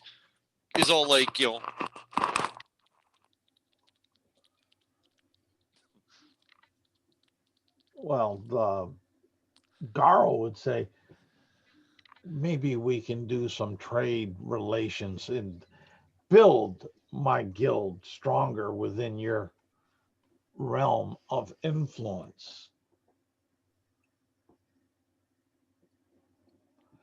And what is that thing on your shoulder? oh, this is my pet octopus. Never seen one. The second coolest familiar ever. He's like, I've trained it to survive on water for a brief time, so I do like to take it on strolls. After all, it is my friend. Oh, But I normally keep it in a tank in my office. Um, Damn it, I hope this guy's not evil because he's awesome. and Garo will say, well, that's interesting. Sometime we need to meet and talk profit and trade. But tonight is a night of entertainment. So could you point me to where the minstrels are?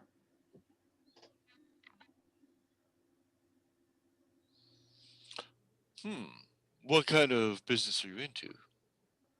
Well, we being my guild and myself, we trade in certain ores and gems and other sundries there, less and some that are kept more on the more delicate side, let us say.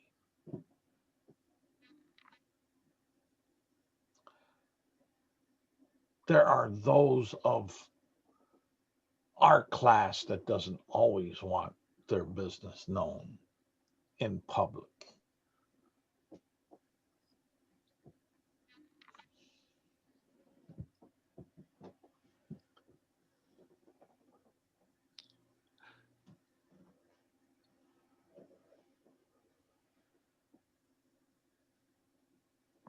I'm just still trying to find it. They don't put everything, but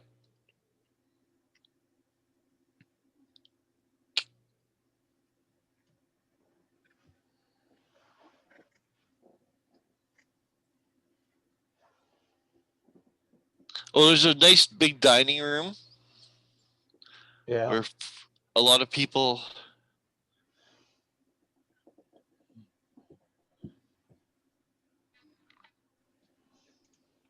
Oh, and there's a big painting of a real ugly painting on the wall, you guys been like, who?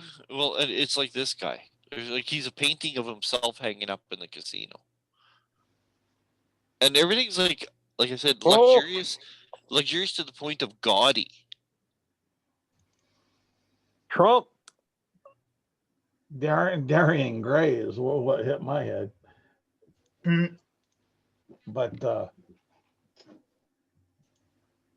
yeah, Garl will be looking to try to find Silence. That's why he's asking for the Oh, mention. there is like simply like just what do we call it? Spiral staircase right there.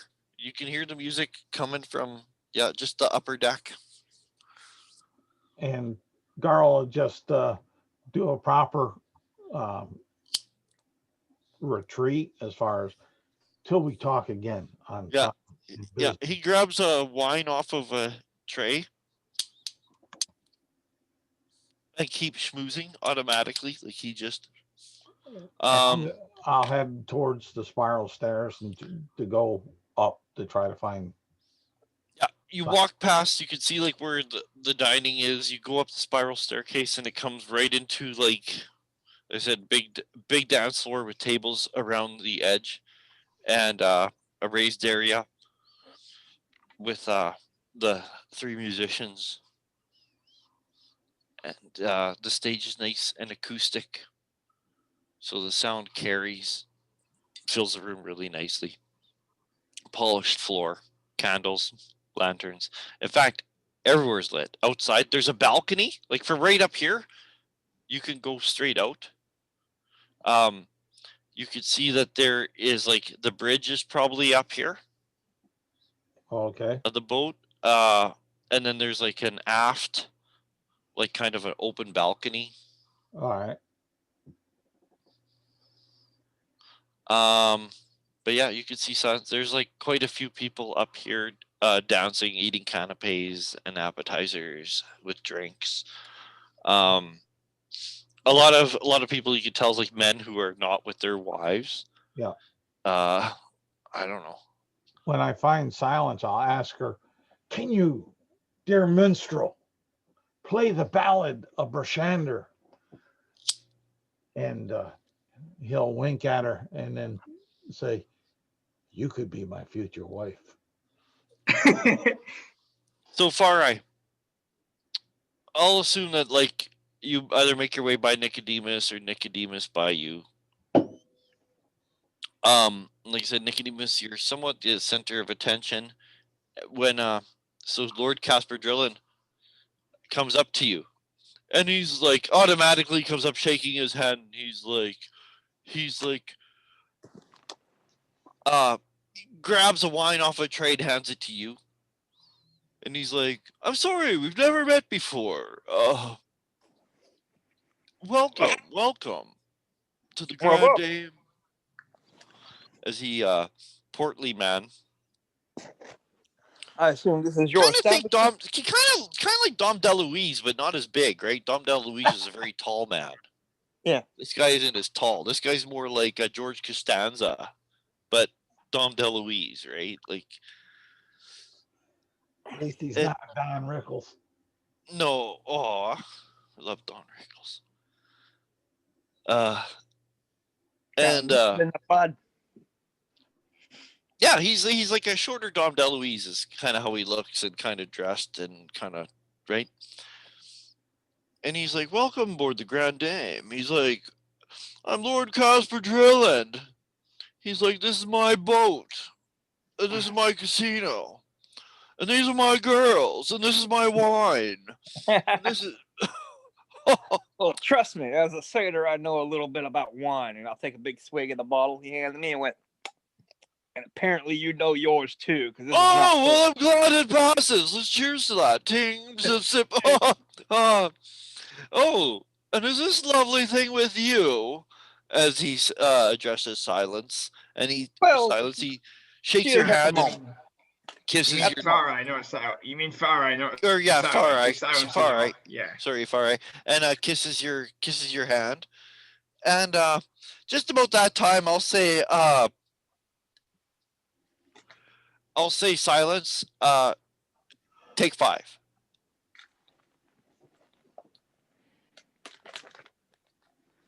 like they're like, you guys, like, it's time for like a short little break to freshen up and do whatever. The musicians are on a quick little break. Stretch your hands. Yep. Yeah. So where do you want to go? You can go to like the aft balcony area, or you could go down the spiral staircase to the casino. I say I'll stay close to my post, so the aft balcony. Okay.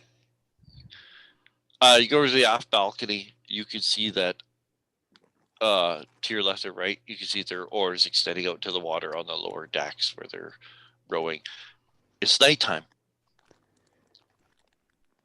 And they're just rowing up the river. It's kind of the air is crisp, but you've been performing in a hot dance room. It's nice to come out and get it doesn't feel as chilly as it did earlier because you're appreciating the chance to cool off and get some fresh air.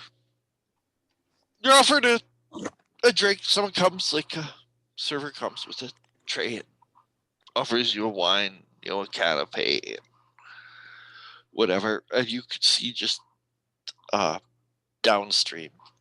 You're traveling upstream. And looks like you could walk around like the whole deck outside. Like there's probably like a walkway and a railing around the whole way. But now that the music has stopped, you can really hear like the commotion in the kitchen downstairs, the tinkling of silverware and plates, and the voices all coming from the casino, and the spinning of the wheel and some cheers. Okay, back down. Nicodemus and Far Eye. So you have Lord Dryland there, and he's like, so what brings you to my magnificent ship? Truthfully, the rumors of your ship astound all over the north, probably as much as the rumors of my accomplishments. But I'm not just some mere nobleman. I'm a man of who can get things done, and I've often heard that those who wish to have things done, at least those with enough money to pay and enough class and style, that is, frequent your establishment. And so, I just come around here to possibly offer my services to any of your clients. Just let them be seen, let them see me. Especially since I'm capable of many things. Perhaps you've heard of me. I am the hero of Bryn Shander. I hold my voice down, kind of whisper in his ear, looking around from side to side like it's a secret. I slew the frost giant Queen Trophy. And since that those pesky things are causing problems all over the north, I'm assuming that some of your more enterprising people may have work to be done regarding them. And since I've shown a bit of talent in that regards, they may wish to make my acquaintance, and I may wish to make the acquaintance with their gold, so I can more properly enjoy the festivities offered by this luxurious yacht of yours. Because I have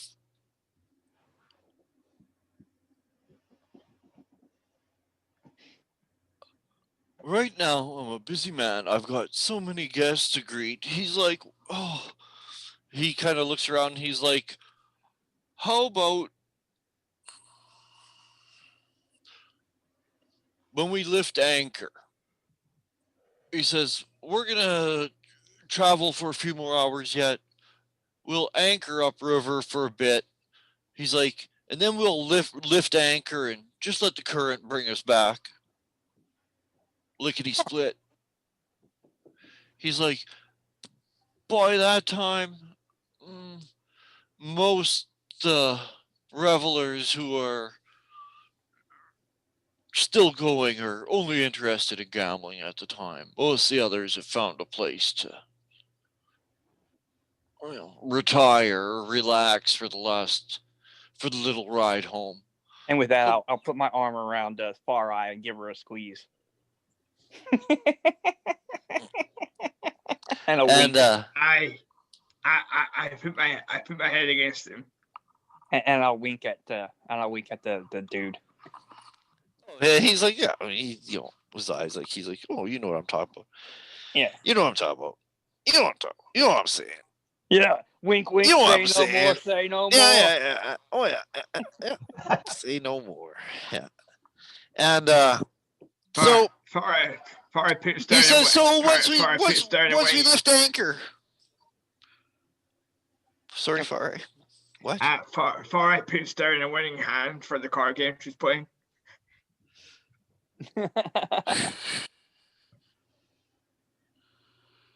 And he's gonna continue on and schmooze for a little while. He goes back. I think his quarters are upstairs. I'm not sure. I was hoping at that point in time, what's her name? Silence could be like, oh, and here's the tale of the heroes of Bryn Shander, who slew the frost giant Queen Truffy in attendance here tonight. Let me sing my song. Well, you hear right now that the music isn't playing. Oh, never mind. No, I mean, no, I'm just saying, like, but you haven't seen her yet. You hear that the music has stopped, but you haven't seen her. The goblins are just standing about 15 feet away against the wall, their backs against the wall, standing at attention. It's all over, baby. War is over. Sorry, I got the door song going through my head at the moment. When the music's over, turn out the light. Right, I'm done. You're lucky. I was in a bar band in the 90s, so I always think closing time. Turn all the lights off. Let yourself into the world. Yeah, that was annoying.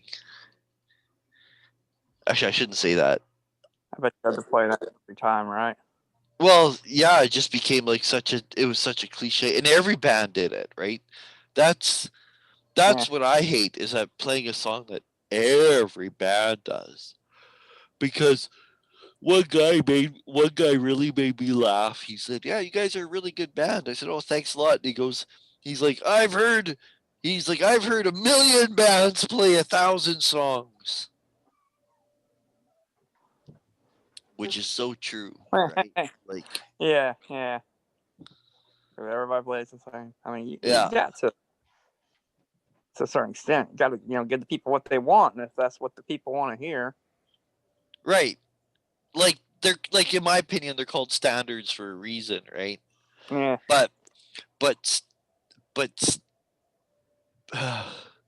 still, right? Like, so, like my band. We still have a band after COVID, who knows if there'll even be places for bar bands anymore. There will. It's just maybe a new it ownership. will. Yeah, the buildings don't go away. The buildings aren't destroyed. But like for a three piece like band, we're kind of funny because we'll play like Black Sabbath, Iron Man, and then we'll play like, of course, Deep Purple, Smoke on the Water, and then we play like Elton John, Crocodile Rock, and we play like Maroon 5, and we do like Simple Minds, right? Don't you talk? Yeah. Don't you forget about me? Yeah. Forget about me. Yeah. We play the Cars. We play we actually do a surprising amount of pop music. Like, in fact, I was sad because this is how mad I was. The last practice we had, I actually learned a song for, because we're like, hey, he's like, do you want to learn this? And he's like, I don't know how it'll sound, but we could try it. And I don't even know why to do it other than whatever.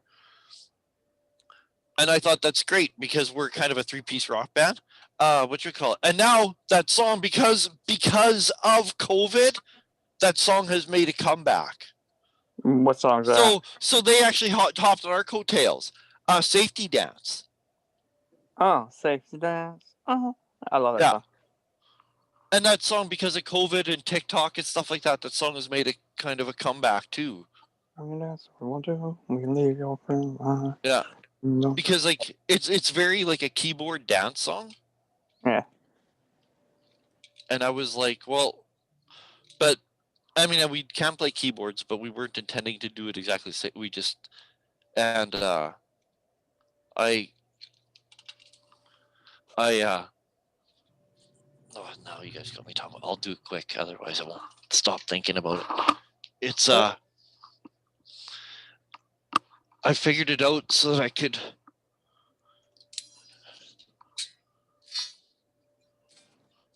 So it'd be like, you should be able to hear that, I think.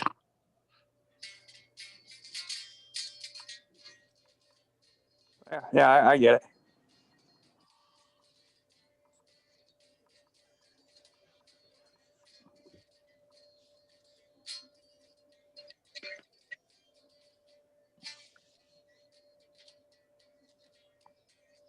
Right? Dance and sing. And then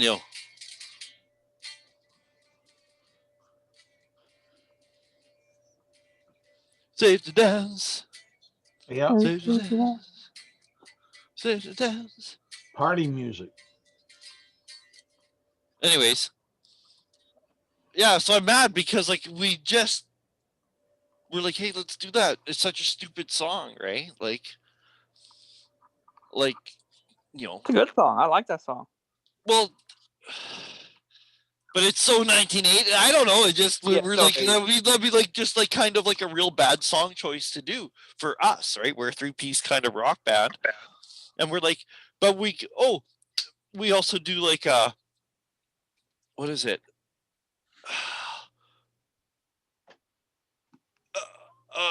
What you call it? And I ran so far, flock of seagulls. We do Flock that of one. Like seagulls. we do it. Like we're ending up doing a lot of 80s pop. And the thing, I like and the 80s funny pop. thing is like, I'm like, I don't know, and I don't know, like we don't sound like that, but we're good enough musicians, and like like I'm like, I don't know, I'll just play the keyboard on guitar then or whatever, right? Like I don't know. It's just kind of funny how it's ending up being that we're like kind of doing a lot of pop. And that was one song, and now it's like now we'll come out of that and people be like, oh yeah, well everybody that song. It's like, well, we were on doing it first. Yeah, that's exactly right. Like we had it all planned and ready to go. I just couldn't wait. I was like, just couldn't wait for our next band practice. I'm still waiting, right? Like, because it was February 26th. Kurt's like, hey, let's try safety dance. So I went home and I figured out what I wanted to do for it, and still haven't gotten to try it out. And now it's already like gonna be like a viral thing, and a meme and everything, and just whatever. Because honestly, that guy, I've seen that guy doing interviews now. People are getting him to come do shows now because that song, like, he hasn't played in like 20 years, and people are calling. They're like, hey, come do that song. The one song you had. Yes, sir. Okay. So, whatever you guys want to do, tell me. Don't even wait for me. Tell me what you want to do. Because you guys did get invited to his quarters once you lift anchor. So as the night progresses, you guys just go upriver. Eventually there's a point where the boat's anchored. The rowers take a break. They're the last ones to eat before the kitchen is closed. I'm just going to continue walking around trying to listen and hey, giants, hoping somebody. You do get some people because like the giants are a big thing, and these guys are movers and shakers. It is going to interrupt trade. A lot of it is about that, about how it's interrupted trade, about refugees and the way they talk about the refugees in a real condescending manner. And fucking miserable masses yearning to be free. Yeah, totally, right? Like typical, right? Carl will because about the time he finds silence and does that, after a little bit from that, I would think that his disguised self would dissipate. It's only an hour. Yeah, that's what I'm saying. That's why I didn't even Yeah, attempt but it. you know Like, what? it's You're only an pretty hour. good at lurking. Well, yeah, and what So and what he's going to try to do is he's going to try to get to the bottom of the ship and kind of search it out to see if he can find something that may be a clue to this location of the giant.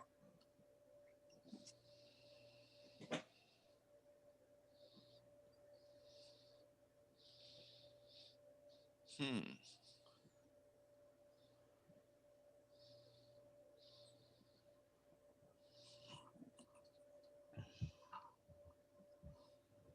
Or I just gambling and maybe listening in to people who she's gambling with to see if making small talk with them, try to find out the same kind of information.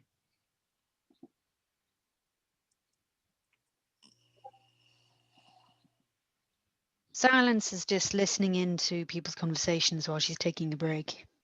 Then Okay, sorry, Sans, what was that? I'll be just listening to people's conversations while I'm taking a break. Yeah.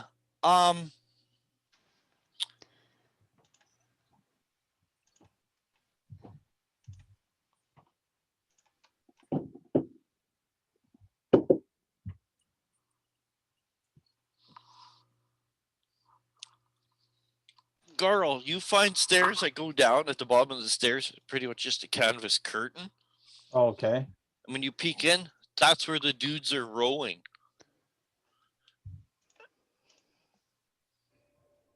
There's like 36 rowers in here. And there's a couple of the guys in like the kind of paramilitary outfit almost, just walking up and down the center deck. They're not lashing or anything. They're just giving orders and just part of the communication chain, right? Like for kind of giving orders, like, we need to go this way, a little bit this way, and you can tell like it's just there's like probably a communication chain all the way from the helm, right? Like just coming down the stairs to here, right? This is just the final guy giving instructions to.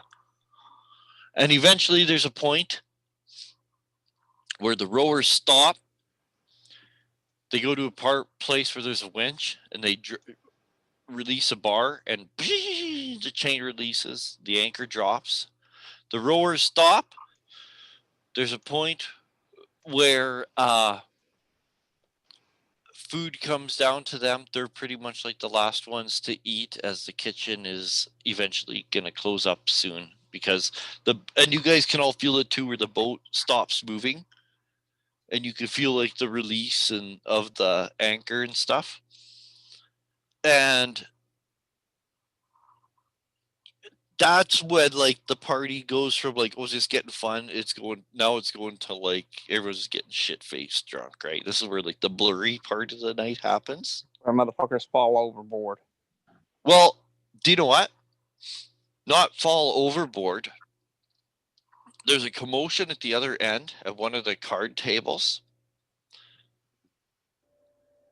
And you guys are like kind of catch on, oh, someone's being accused of cheating. And then Pao Ming goes over there, and there's some good discussion. And you can see she casts a spell, and eventually that guy literally takes like a long walk off of a short hull. And he walks the plank. Yeah. And there's this whole thing where like they got like, we're like, I mean, like the security guys come over and they're like frisking him and everything, and eventually it just comes to like where all the people that were at that table have like their cards down, they're all moved away from the table, like everything's being inspected, cards are being counted, everything's being accounted for. There's a point where one guy ultimately he just literally ends up like getting up. Palmain goes over, has a short discussion. She says something, probably a spell, and he just stands up out of his chair, walks out of one of the French doors over to the deck, and just does like John Cleese, like right to the river, just bloop, John Cleese style, just straight Are we faced. suggestions? Or are these? Michael, that's a good guess. Garl step through the curtain down there. Yeah. He'll say, "There's a fire upstairs. There's a fire. They need help. Come on with me, everybody." Fire? What? And that will get everyone's attention. You call fire on a ship? Yeah. Here he comes storming out of the room. Good. Like 40 people. Garl will hide back in one of those corners, and when they go past, he's going to go down to the other end of the hallway and look about those spots. Now you guys hear something about everyone.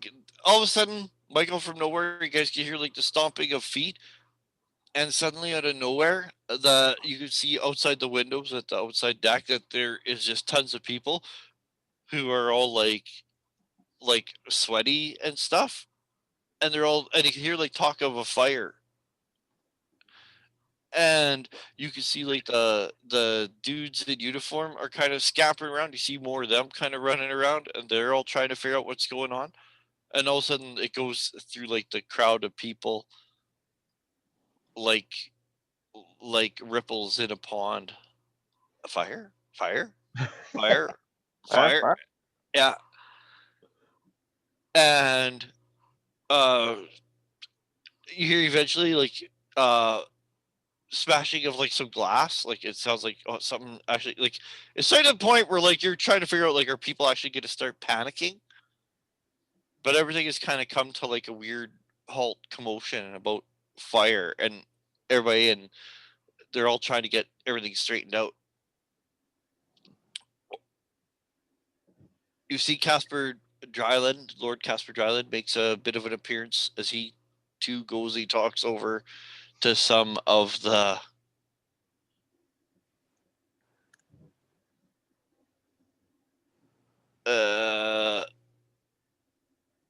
like staff and other sailors and stuff like that, like the uniform guys. And then you can hear like, "Calm down, everyone. It's okay." And you hear it's like the captain of the boat, and it's like, "A false alarm. Apparently we have what the fuck is it called? Where you sneak a ride? Stowaway. Stowaway.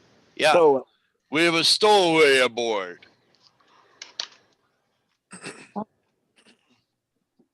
it's not like they charged.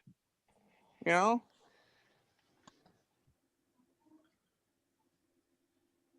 Nope. But people do. It looks like people are spending lots of money. Yeah. I mean, there's complimentary wine, but you want something else, you got to pay, right? Meh.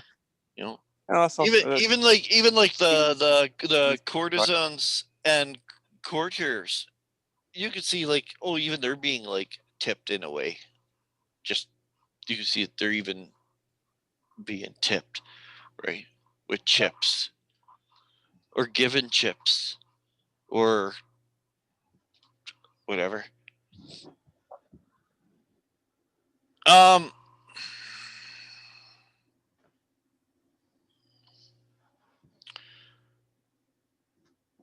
Casper says, "Well, find that mischief maker. See what's going on. I don't like someone aboard just doing all," wave his hand, "all willy nilly."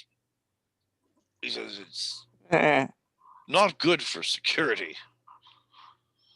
Anyways, everyone, please, we have people on fire watch. It's all the false alarms. Let me assure you, there's been no fires, and the kitchens are closing down now anyway. So I don't think a fire is likely. Just please, if someone sees someone who doesn't belong, they say he's a gnome. Is that true? A gnome? A gnome, he says, or a halfling, or so, I don't know. He's short. Yeah, Could be a yeah. toddler. Oh, true. Could be a street urchin with a fake beard. So Nothing fake about that. we'll just everyone keep their eyes open, and we should all be safe, and let the party continue. Ooh. And that's the cue. Everything starts up again. And Garl trying to make it up on that lower He deck heads back to his quarters. to up to the bow Mm-hmm. area. Mhm. And he'll start searching around that bow area as far as Yeah, I think there's a hole down there. There's just food. yeah. And Yeah. if he doesn't find anything from the that he would relate to the giant, what he'll do is up in the forward hold where the crates are at the very tip of the bow. Yeah. He'd go in there and he will hide behind the crates, and he'll be waiting for it to dock, and hopefully overhear folks or noises that may give him some clues. Okay. There's guards posted down there, but they don't come and actually search the hold for you. But you can tell there's probably guards posted everywhere. He figured that with the. But yeah, but they don't actually come in and search the hold. It's just the storage hold. They don't bother. They just don't. Yep. Eventually,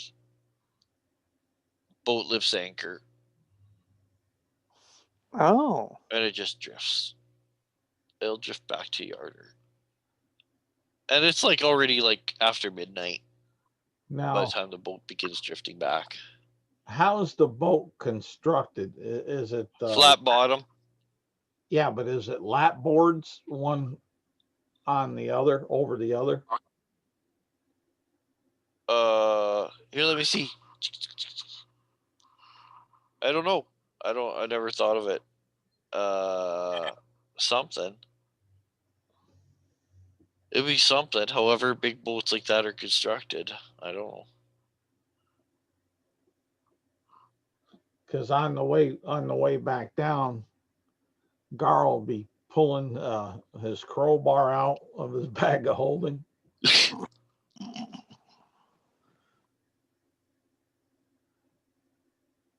And he'd be looking for a point to maybe weaken some boards enough so he could get a hole in it, so he could maybe make a unnoticed escape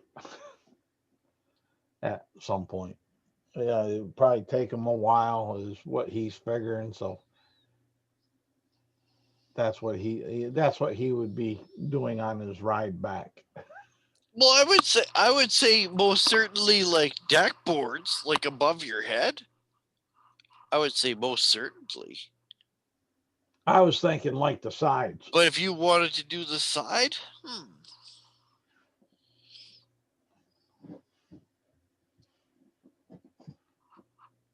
I guess anything's possible, right? Like, because then when by the time they get to dock the ship, hopefully you have it big enough where he can go out of it and slide into the water mm-hmm. and maybe get away from the ship without being known. Mm-hmm. Yeah, but knowing you and your stealth, you could just probably sneak by every guy in here, anyways. Well, yeah, maybe, but this is kind of Mhm. his plan, especially Mhm. now that they're looking for a gnome.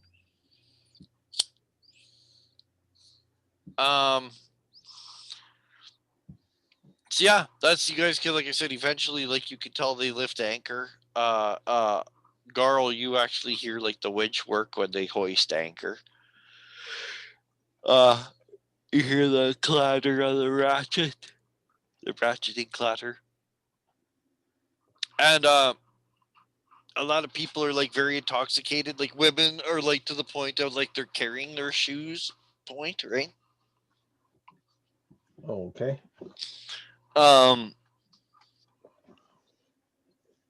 And that's you guys are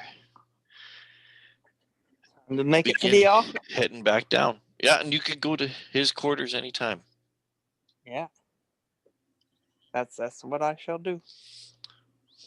Eventually, when you go there,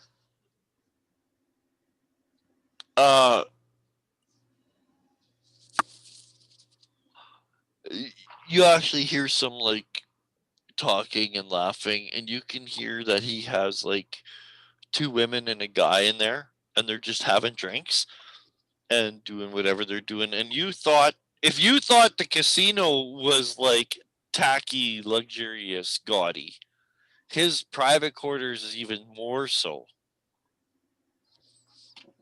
It's like with the velvet curtains and the throw pillows and the rugs and the chandeliers and the little apartment-sized piano and the dressing tables and the candles and the goblets and the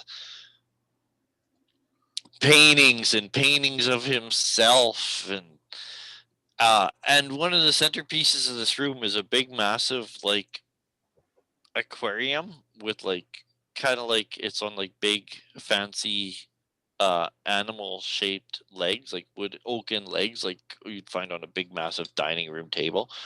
And there's like a cabinet built in to this big stand, oaken stand, that this big water tank aquarium is on. And you can see like there's like actual like plants growing, and there's like a bunch of little fish in here, and there's coral and sand, and at the bottom, shuffling along, is the octopus in the bottom of this aquarium. And in the center of this aquarium is about like a miniature treasure chest.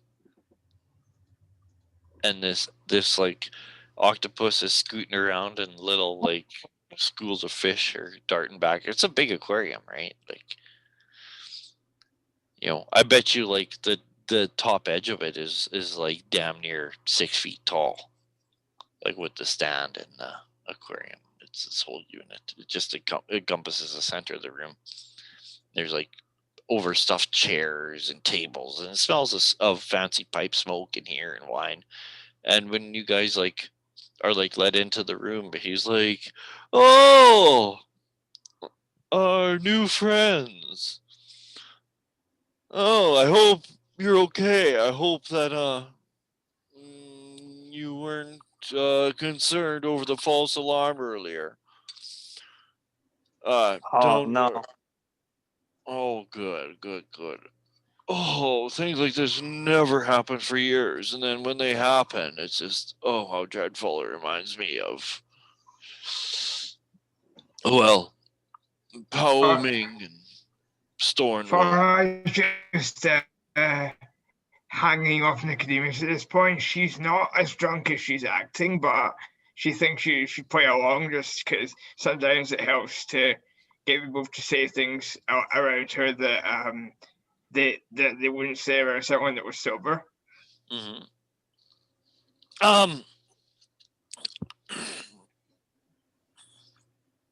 And Is Pao Ming in here? She is not. Okay, cool.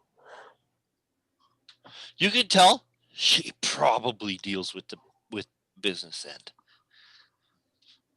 And the captain does with the running. of the ship itself. And this guy is just like into like profit, getting the proceeds and glory. The front man, the face. Well, It's a fight. The schmoozer. yeah.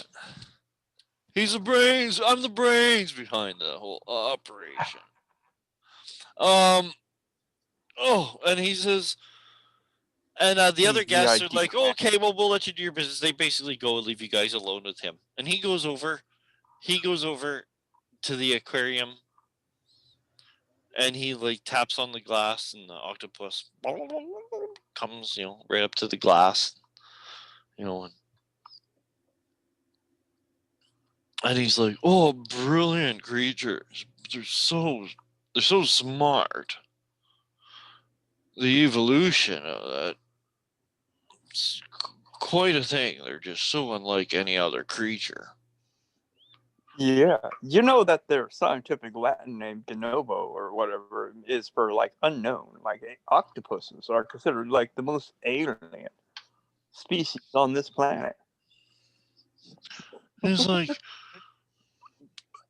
perhaps that could be the origins of the illithid evolution. Millions they of could years in the be. future. They could be Such a strange. forerunner of the illithid, or maybe just saying they could be like illithid tadpoles.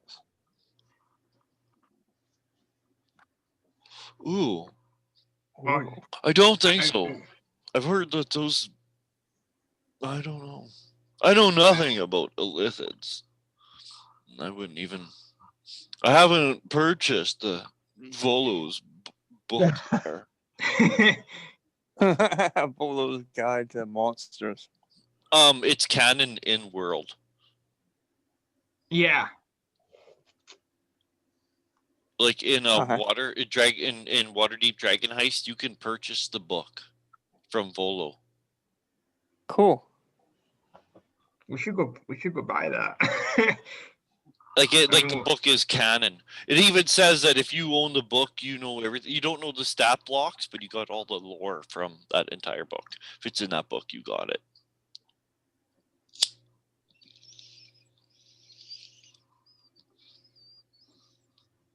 In my tabletop game, I let my players buy it when they were in Waterdeep. What's Silence up to?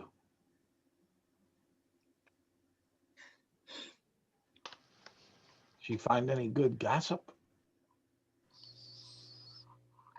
Oh, It's probably still honestly- playing music. I imagine the break's over. Well, yeah, but I mean, it'd be later in the night. It could be another break again, even. Yeah. If you wanted. Wandering around the tables at the top, just listening in, grabbing a glass of wine, a nibble, Picking pockets. keep myself going. Typical musician stuff. Rolling. A lot of people are either like ignore you, or if they tell you how good you are, it's because the next thing they say is like, yeah, I play something too, and then they just talk about themselves playing. Like you're supposed to care. Yeah. Which is so true. I don't know how many times. On so many levels. I just get ignored, like when I go on a gig, I just get ignored, and then there's just always some annoying guy who's like, "Yeah, you're really good. Oh, thanks. Yeah, I play guitar, and I blah blah blah blah blah blah blah blah blah." And that's it. And then every time you see you came, it's like, "Hey, I gotta go to the bathroom. Oh, I'll come with you." And it's like, "Oh no, don't." Like, like, An invitation. yeah, like I'm trying to get away from you, like, oh, and all night. That's it. And then we were like, it's like, oh, yeah. So do you still got your drum set? No. sold it when the old lady got pregnant or whatever, right? Or it got stolen, or no, I missed the payment and they took it back. Or there's always some sort of tragedy where they no longer have their drum set. Anyways, talk about something else.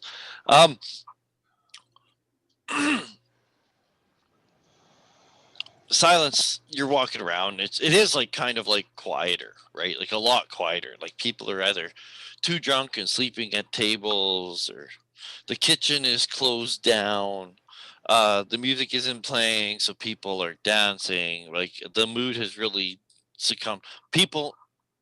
If people aren't gambling,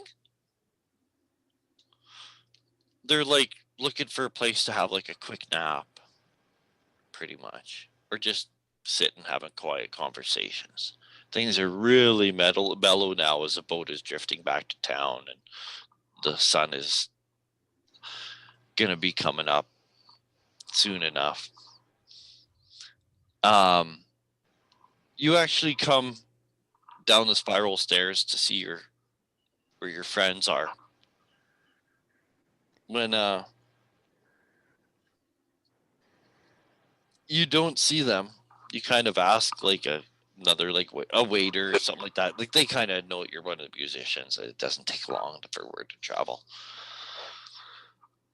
They say that they're in like Lord Casper Drillin's private chambers, having a bit of a meeting with him. Ah. Well, I'll keep to my disguise. When I'm needed to play music again, I shall return. Hmm?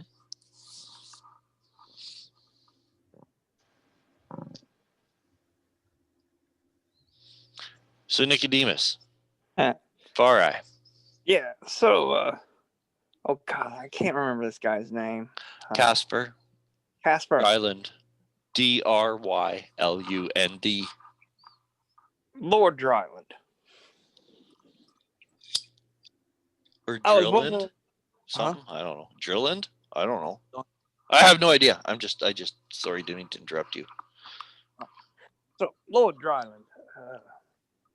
Just curious if during your time today of schmoozing all your guests quite well, you happen to have found anybody who has any giant issues they may need to be taken care of for a price, of course.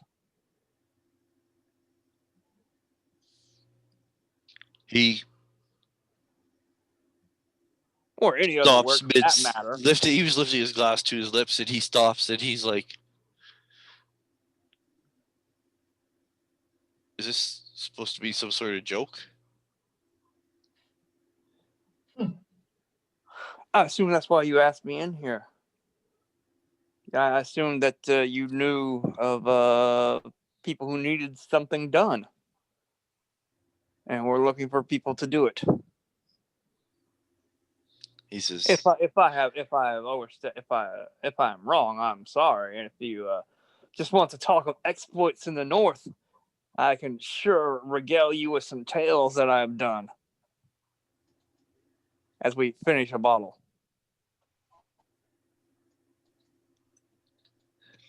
He's a very strong warrior.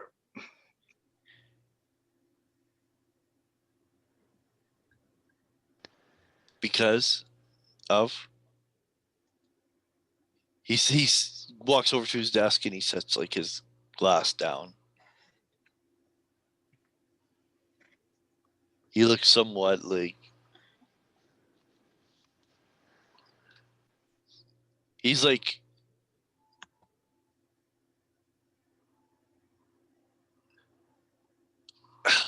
okay. Dungeon Master has to go for a bio. I think that's why I can't concentrate. Okay, doggy daddy. We got you covered.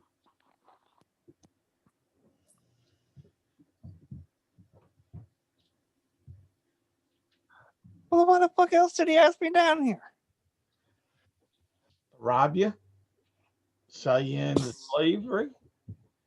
Sell you to a freak show? Okay, those are also possibilities. Just wants to look at your women. Murder you? Why would he want to murder me? Maybe he's a serial killer. Maybe that's what he does. He meets some random schmuck. He's like, yes, that guy. I will murder him tonight. I'll invite him down to my cabin, murder him, and toss his body overboard just for the kicks, right? Well, that or else you asking about giant work. That He's like, well, I got to get rid of this guy. yeah, He knows maybe too he much. feels threatened. Why do you feel threatened? Somebody's offering. Whatever. This guy ain't straight up and down, true and plumb. He's working on the gray and shifty side. So when he hears things like that out of the blue, I think we should be straight with him. he may Might tell him what we're looking for. he may think that someone's pressing in too close. I don't know. I'm just giving possibilities.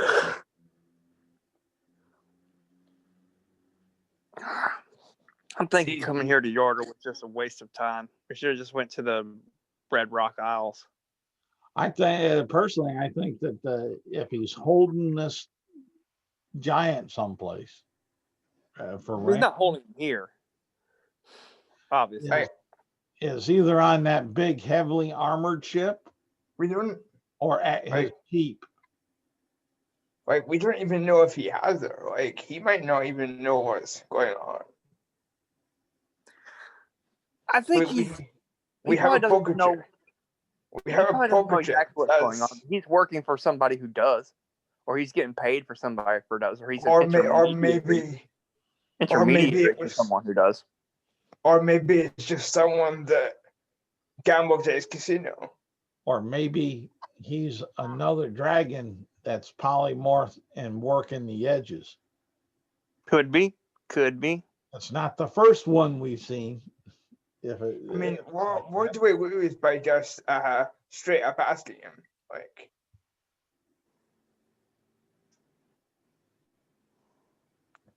we ask him about if he knows about the if that's the way you want to put the jam on your toast, go to it. I don't know how well that'll work out. I'm asking you guys, because I don't know if that's a good idea or not. Like, if I was asking a possible criminal if they did a crime, did you do that crime? No, I would think I'd get a few select responses. Either I know I didn't, and then have a contract set up on me, or straight up shot in the face and hauled out and buried in a pit with lime, or just beat senseless.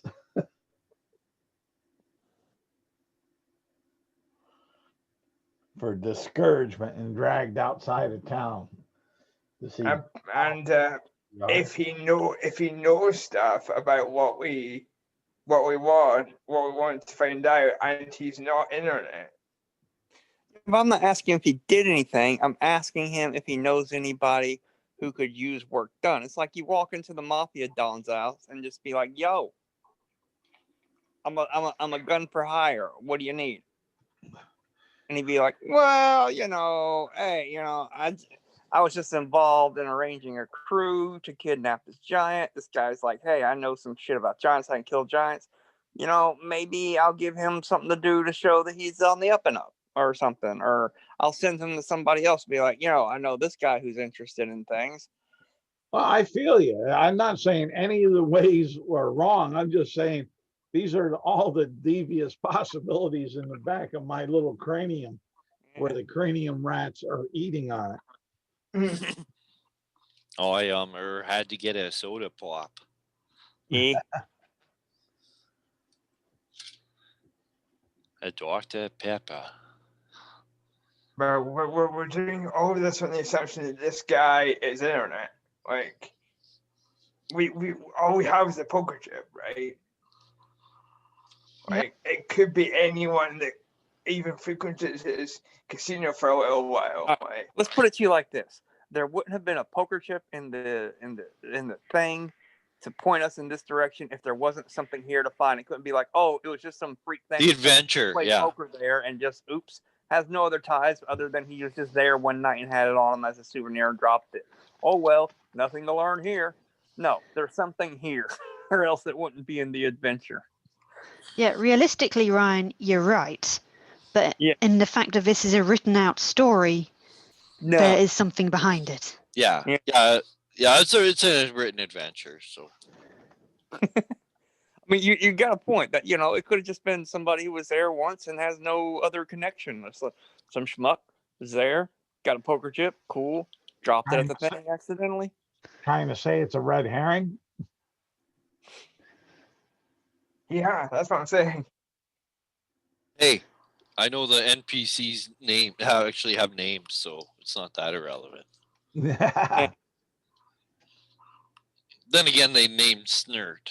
So But what I'm basically saying is, he may not be airing it, but he may know who is which is I think what where the angle we should be going here. So if that is the angle we're going for, then being straight with it might be the best way to go here, is what I'm saying, basically. Well, I got your back down here. the cargo hold. I'm just Yeah. also curious as to what is in that treasure chest in the Aquarium tank. the aquarium. There's something in that motherfucker. I'm just telling you. It's I actually it's probably a mimic. could be.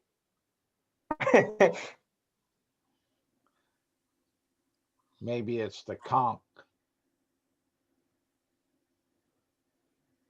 But I think there's something in there. I would not mind one damn bit if this turned into a fight and I killed him and ransacked his treasure chest.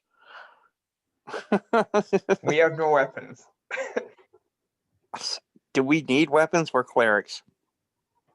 Gabo has a weapon. Yeah, I mean, honestly, like I can cast holy weapon on my fist and punch him for like 2d8 radiant damage. I could cast inflict wounds on his heart and eat Or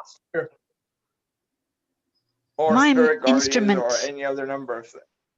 Yeah, my instrument's got a spell that I can make like a club do extra damage. You just need to grab something wooden. Like shillelagh. Shillelagh. I mean, Gabo has the dagger and instructions to protect my priest. Yeah. And I have my weapons down here in the hold. I'm protecting you well. Yeah, I mean, I do not. I mean, granted, my armor class sucks, but I don't feel offensively defenseless. I'm a cleric. I'm fine. I don't like hit people with my sword anyway, and neither do you, Far Eye. We're fine. I mean, we don't have our armor, which sucks. No. Yeah. I mean, I could turn you into a giant gorilla, and I don't think the ceiling's high enough for that though. or oh, this is what I could do. If everything goes badly, I tell you what I'm doing. I'm going to reach into that tank. I want to grab that treasure chest, and I'm going to dimension the door the fuck out of here. Yeah. And then just leave me there. Boosh! I'll take you with me. I suppose I can do that. I can take somebody with me, right? Yeah. The octopus would be wrapped around your arm They will be. or your head. It'd be defending and tracking. Yeah, fuck it. Let's do it. Let's just kill this guy and run. Well, I ain't saying. I'm just saying if things go bad, I wouldn't be disappointed. Yeah, I know. I just take that shit and go. Like, oh, there's something in here. I'm I mean, sure there's something. neither of us are really awful good clerics here. We probably don't care if we do this. I'm damn near 100% certain that there's something cool and valuable in that treasure chest. Almost just all certainly. I can tell you that there's something about this chip here because it was in the adventure. They're not talking about the octopus hanging out on a treasure chest in a tank unless there's something in that fucking treasure chest. It's just how they do these things. Hey, heck, if I believed that there Yeah, were I think. any Yeah, I think level- I plant pretty obvious seeds. I think so. I mean,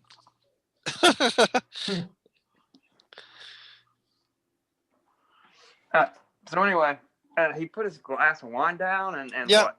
he just. You guys But have. hey, I've seen this guy now, so we can scry on him if we need to later. He just has his senses up. You can see that by the mention of giants, he kind of feels uncomfortable. He even asked. He's like, "Is this a joke?" Like,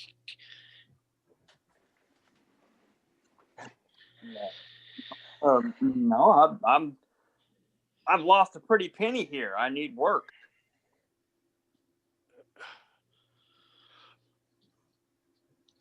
basically, he's trying to incite you.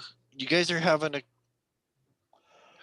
a breakdown of communication. I'll let you know is that mentioning giants has kind of set him off to what you're talking about. As soon as you start talking about giants, he's kind of like, I told you. what the fuck are you coming here and talking giants to me for? Like, he's kind of like, and you're like, no, I'm just kind of like, what? And he's like, no, like, seriously, what? And it's like, Right? Could I make an insight check on him then?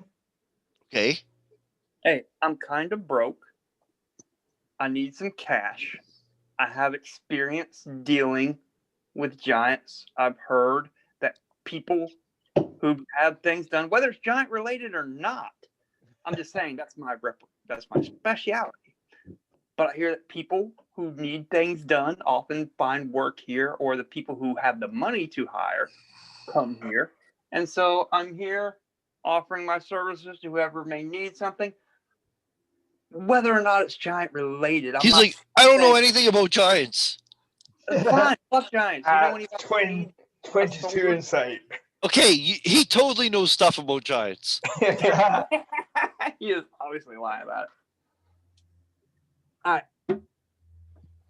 Yeah, you want to, even if you don't know anything about giants, you want this guy on your side. You want this guy is slayed a freaking frost giant queen.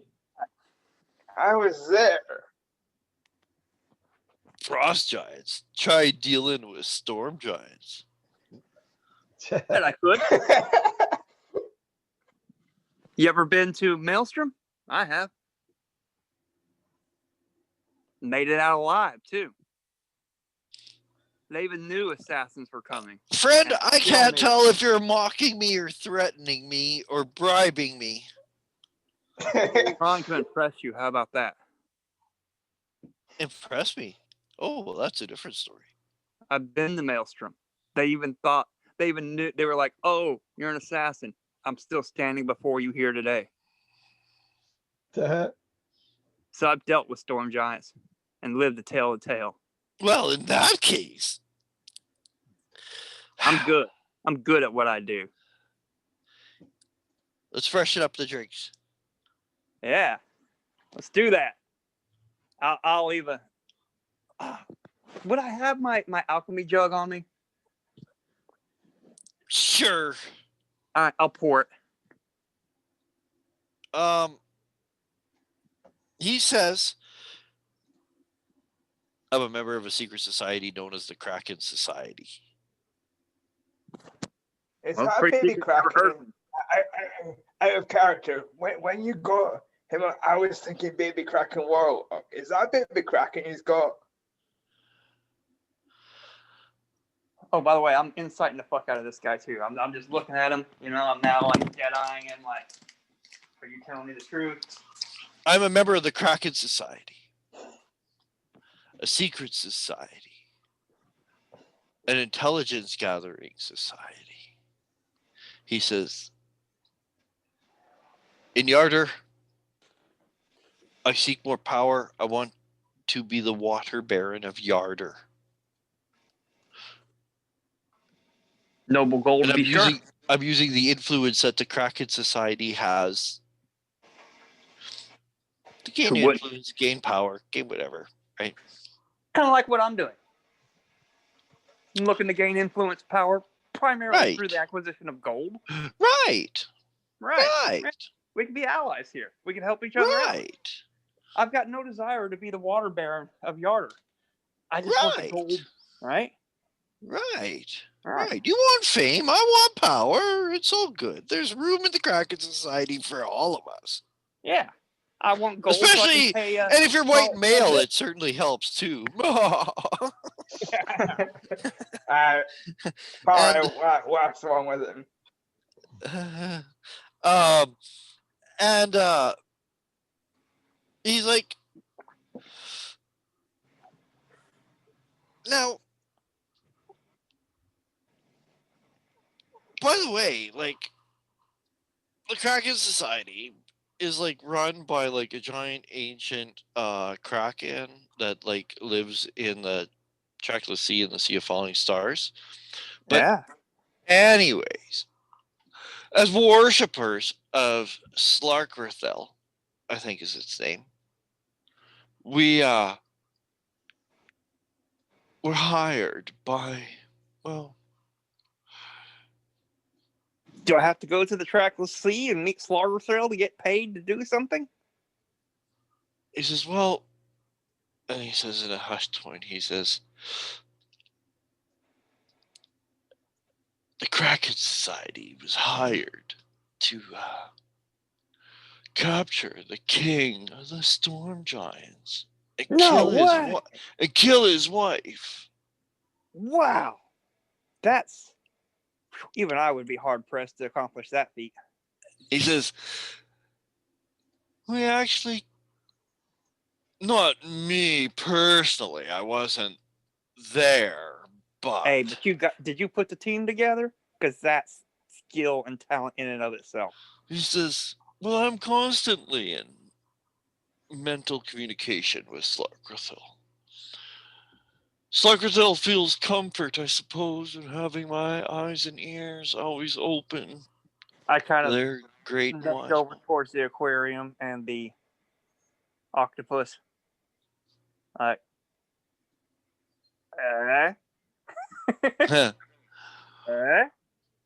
I have to admit, it is a personal gift from Slarkrithel itself.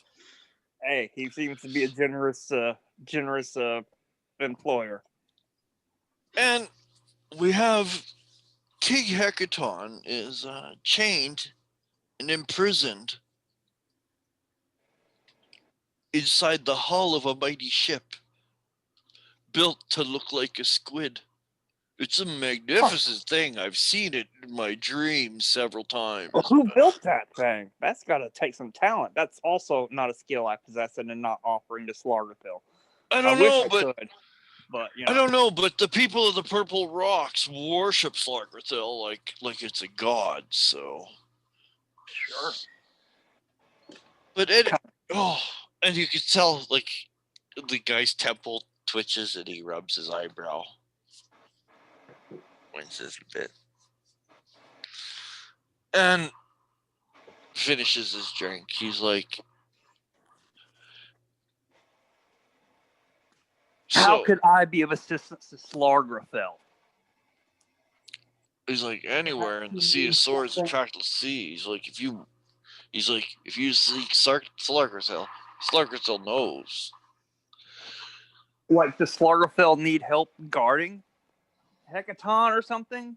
Because that would be one of the easiest things I've done is to guard an already chained storm giant instead of, walking into their keep. Oh, he's not just chained. He's chained and magically imprisoned. Slargrithel is a most powerful spellcaster. Apparently he's hidden the entire boat from being detected magically.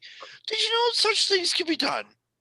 I had no Objects and idea. areas can be magically non-detectable. How does he do that? He's a powerful, powerful freaking little I'll fill his Yes. glass back up again. He must be a Yes. powerful godlike being. Sluggerthel has explained there are many krakens in the seas, but he's the most powerful.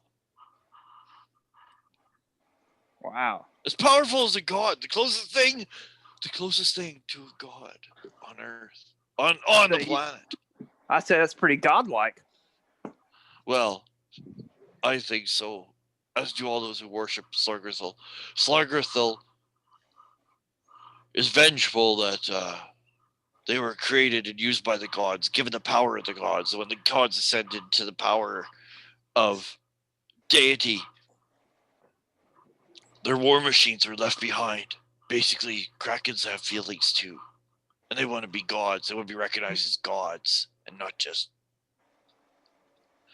Sluggerthel is more than powerful enough to have that respect, which I'm willing to give, especially if it doesn't help to line my. And he forehead winces again. He rubs between his eyes. Oh dear, these headaches seem to be getting worse, though. Oh, I think I stay up far too late at night counting my.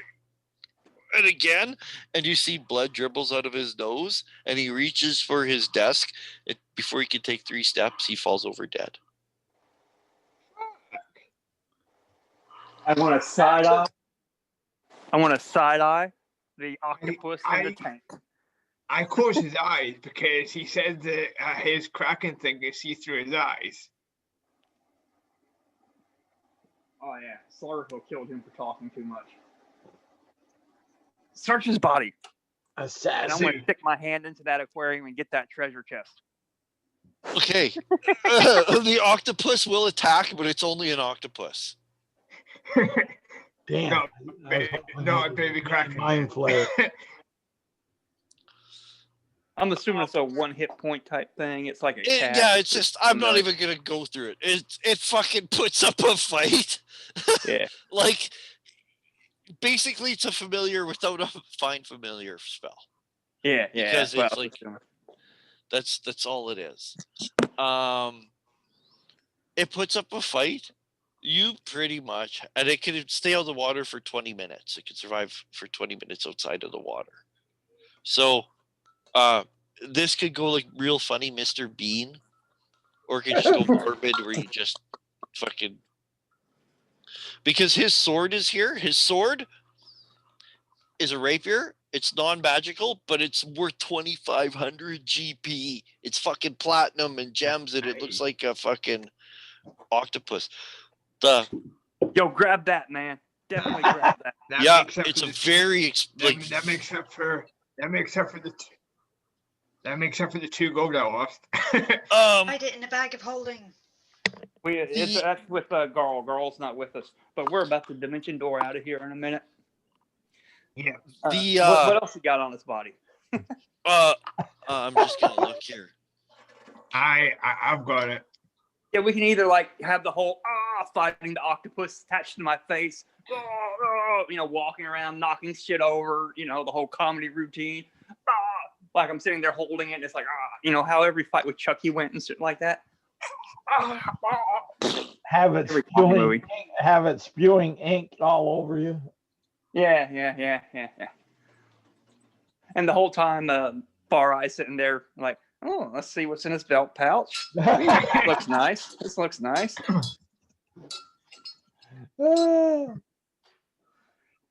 Eventually, I just toss it down to the ground and stomp on it a few times. Squish. There's a wine goblet and a decanter, each worth 25 GP. His 2,500 sword. Yeah, we're taking the sword. I don't unless you're like taking the wine. It's not magical. It's just expensive. Yeah. And there is a pouch that he has as 950 GP gemstones. There we go. So 450 in gems there.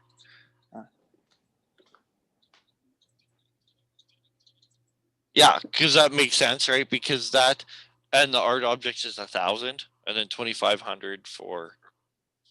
So it's 3,500 GP just in stuff there. What's in the What's in the chest? And I will just open it without searching it or checking. I'm for actually looking for that. track. Okay. If you're just like his decoration, just like every fucking aquarium has, I'm going to be so disappointed. How are you going to get out without raising the alarm? I understand dimension doors, but you still left some of us on board. Well, they don't know that we are with you. Yeah, exactly. Maybe Poe will sense you and track you down. She's That's possible. She's a wingless dragon, wormlet. That's possible as well. Hey.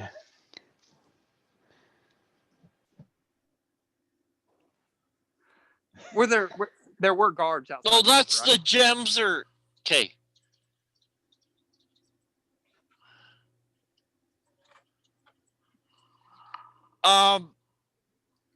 In the treasure chest is a key.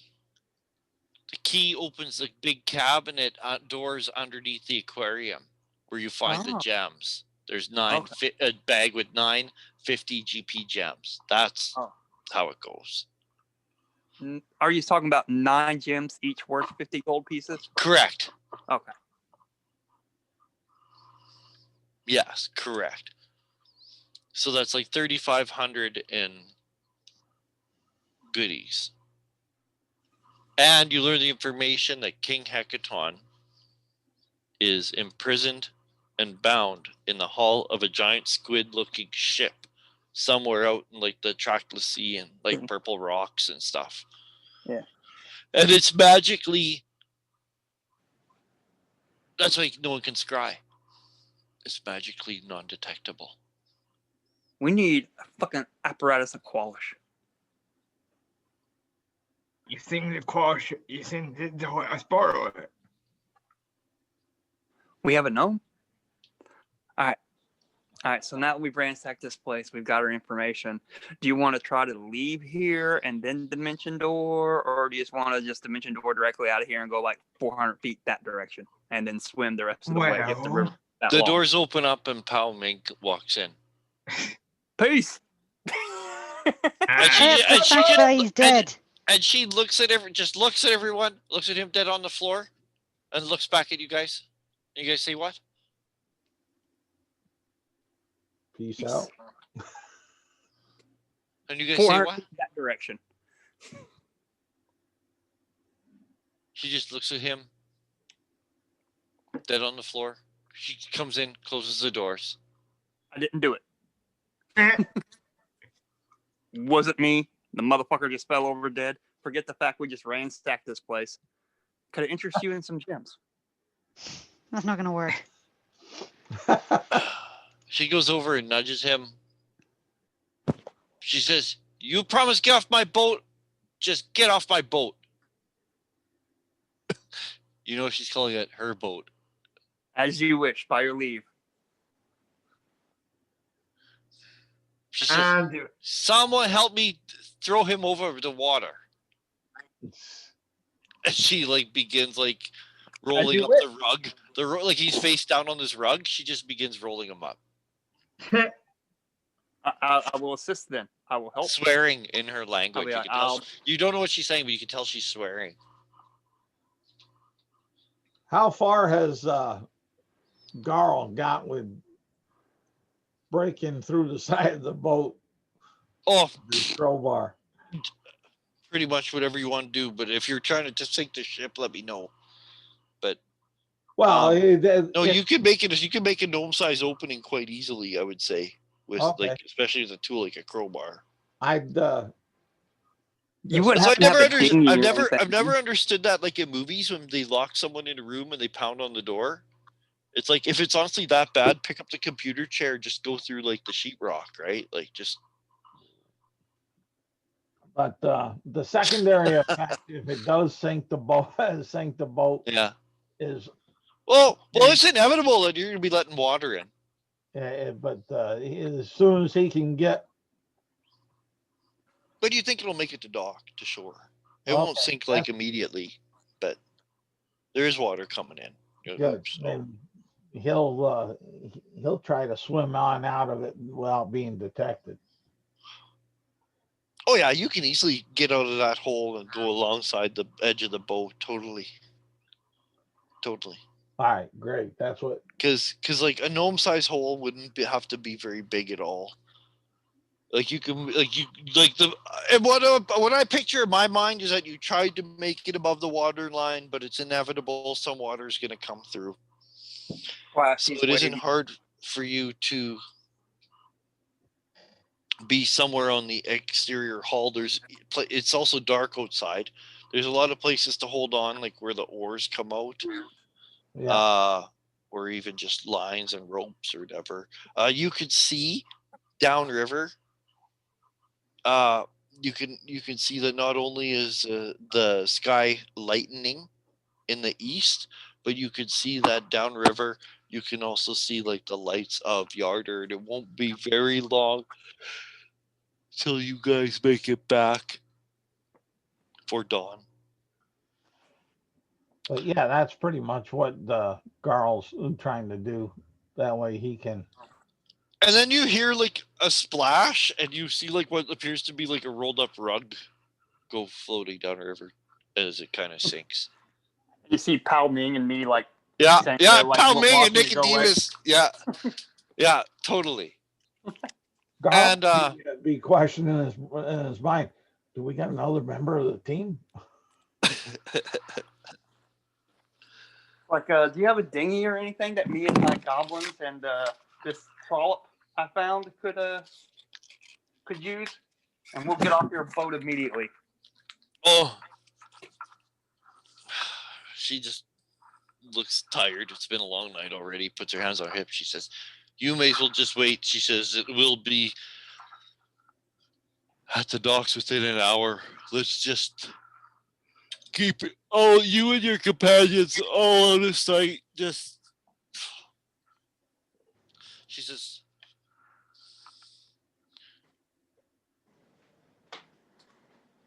"Then that's really it. We'll leave it there All right. for today, because honestly, that's what's gonna happen. You guys just get off the dock. You know, when you guys pull up, you guys are on the docks and on your way, and that's where we'll leave it for like game time. You guys can take the teleportation circle, crack of dawn, right? Take your teleportation circle, gather all of your personal belongings, take the teleportation circle back to Waterdeep.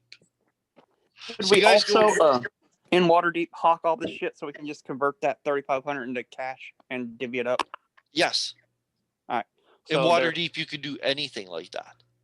and buy a copy of Volo's Guide. So that's Okay, what? I'll get the price on you, but okay. That's 700 gold pieces each, right? I guess so. 1, 2, 3, 4. Yeah. Well, we also have Warble and. Oh yeah. Goblin. I mean, if we're going to just do 4. I hope we return the clothing to the very helpful guild. We bought that. Oh yeah, but Yeah. might as well tip them. We tipped them. We let them live. I meant a bigger tip than this. If you want to leave them extra, let me know. I mean, we're successful. Got plenty of money. Might as well leave them a bit extra. And you know, the Hand of Yarder, it almost seems like it's like they do neighborhood stuff, right? Because like it's an all women's thieves guild. So instead of young women who might be homeless or familyless, they're kind of taken under the wing of the Hand of Yarder. And by the way, the leader of Yarder is a woman. We kind of guessed. The current water baron is a woman. So. What they know about what's going on that ship, right? Like, well, let's put it I this guess way. he's dead. So Yeah. Yeah, and let's put it this way.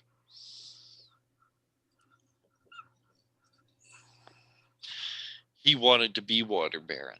Now Probably the would. water shall bear No. him. So you guys just took out an enemy of the Water Baron and the Hand of Yarder.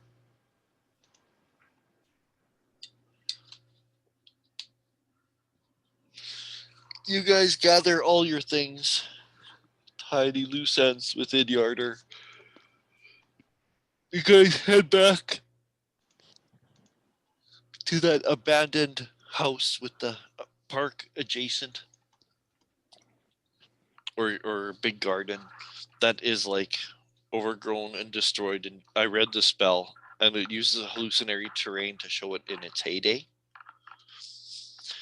And behind the illusion is the circle, teleportation circle. But I read illusionary terrain, and it doesn't do that. It doesn't restore man-made objects like benches and statues and fountains. But it does. It says here, but I read the spell, and it does not. It's only natural stuff. And you guys see there's like, the guy comes out, and he's like, hello, you returned. It's not often my guests come 2 ways. Mhm. Tell me, how was your stay? Quite beneficial. It was wet. Very nice, very nice, very nice. I hope you tried all the eel pies. It's a delicacy. I They are don't like very it nice. myself. Oh well, delicacy is a delicacy. They change over time. Yes, yes. I just like to point out that like 100 years ago, lobster was considered cheap crap food that you would feed the peasants. Yeah, well, the fishermen fed it to their dogs, and they're ashamed if you caught feeding your family lobster. Yeah. But that's how it is, eh? It's all like the food you grew up you want as an adult. So the rich guy's like, fuck, I'll pay anything to eat a fucking lobster. Right? And they're like, oh, look, there's fancy Richie McPants eating lobster. So it's snooty now. Right? So just wait. With all the today's Instagram influencers and stuff like that, people be like, oh, hamburger helper, oh my. Mayonnaise? Ooh. is that Dijon? Well, mayonnaise was first created in the French court. I know, right? See? It went the other way. It went snooty to lowbrow, then it'll be snooty again. Such is the way of trends. But organ meats, right? Same thing. All organ meats. I mean, that was peasant food. So, I mean, foie gras. I mean, that's just a way of like eating fatty livers. Like it's, caviar. You really think that sucking the eggs out of fish was like what people who had money and food did? No, they ate the fish. I don't know. That's what the fucking poor people ate, right? Like, so he says, where can I send you to, my stone brother? We're looking to go back to Waterdeep. To the city of splendors. No Waterdeep. It's so true. He taps the side of his nose. And he says, next time. Send you guys to the circle. You guys are underground in that chamber. Oh, you see the little, like the little waif of a woman. Again, she just kind of, oh, is there to greet you? Kind of like she looks all kind of like okay, nervous. She's hi, you're back. She's like, okay, and she touches an amulet around her neck, and you hear from up above the stairs the grinding of stone. And she's like, okay, like, have fun. Bye. Later. Bye. Yeah. And she kind of shoos you guys up the stairs. You go up the stairs, and you can see that that element that ornamental ornamental suit of armor has moved the stone slab over the fake sarcophagi in the middle of this burial mausoleum that she used her amulet of there's always one in every adventure. Every published adventure has a shield guardian. Okay. There wasn't one in Lost Mines of Bendover. I don't know if that would be considered a published adventure, though, since it came with the starter set. Well, it is a published adventure. Are you sure that there isn't one in there? Yeah, I ran it. It's first through 5th level. Yeah.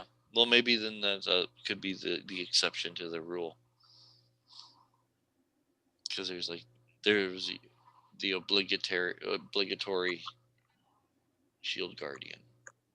I like shield guardians. They're cool. Yeah. But yeah, it moves the slab. You guys all come out and put the slab back so you guys can exit the mausoleum in Waterdeep City of the Dead. Make your way to the harbor.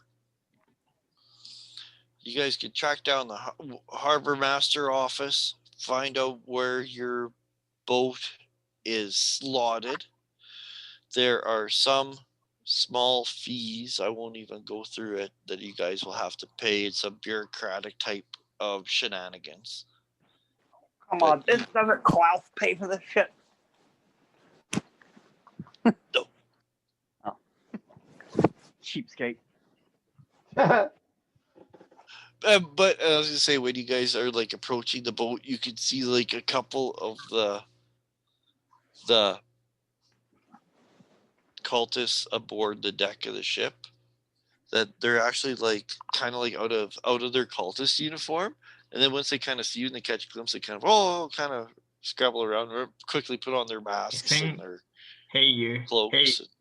Hey, you think Klaus would help us out with rescuing Hecton? No. No. Okay. Hecaton is, Klaus is helping you out by sending us to transport you where we wish to go. Yeah, had the balloon not been destroyed, it would be the ideal way to search for the ship. Oh, by the way, the name of the ship is, you did learn that. The squid-shaped ship that King Hecaton is trapped on is named the Morketh. Morcoth, I believe. Okay. I'll share some information about it later in the group. And they've restocked all the provisions, all that type of stuff, done any repairs that they can do other than the balloon. But like the ship is in tip-top shape, the crew is in tip-top shape. You guys can still travel at an extremely fast pace. You guys are still at 8 miles an hour, which I think like the fastest ship is only 3 miles. Like, you guys are fast. And its elemental power can run 24 hours a day. You guys go like 192 miles an hour. Not an hour, a day. 24 hours a day, you guys could be moving. you guys could basically head out to sea. At Because you breakneck guys know speed. the general area. And you guys can head out at breakneck speed to that general area to begin looking for this ship, if that's what I'd like to plan. send this ascending spell to yes. Silesia, the Storm Queen, I suppose, the princess. Oh, Sarissa. Yeah. Okay. Yeah. I keep wanting to say Silesia. That's the Austrian province that was taken by Germany. Never mind. Sorry. History coming up. Man, That's okay. what the fuck was that? Silesia. There Drop was trivia. something. I love It it. was Catherine. No. Catherine the Great of Austria? No. Was it? Fuck it. I'll look it up later. Yeah. Anyway, I'd like to let her know that we found out that the Kraken, whatever his name was again, Irgrisl, was holding Largrethel. Largrethel. Largrethel. I'll share that too. I'll share the. Just let me know that the Kraken Slargrethel, we found out that the Kraken Slargrethel and the League of the Kraken are holding Hecaton captive in the bottom of a squid type ship. And we're on our way there now. And yeah.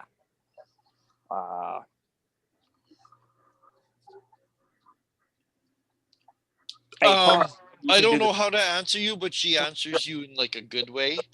Okay.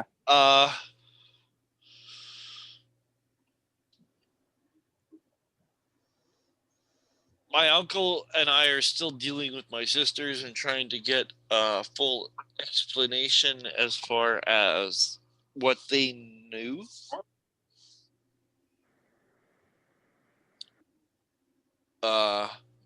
Yeah, but like they haven't like done anything to try to seize power. They basically locked themselves away in their rooms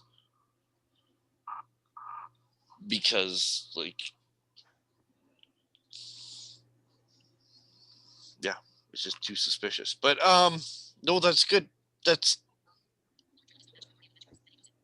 yeah, it just says Lord Drilland.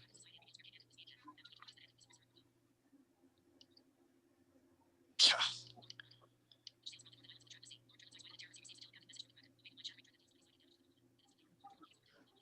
Yeah. Yeah, the Morkoth is the name of the ship. And it is out to the Trackless Sea. It just right now it says the northern islands of the Trackless Sea. So I'll narrow it down farther and farther as we go.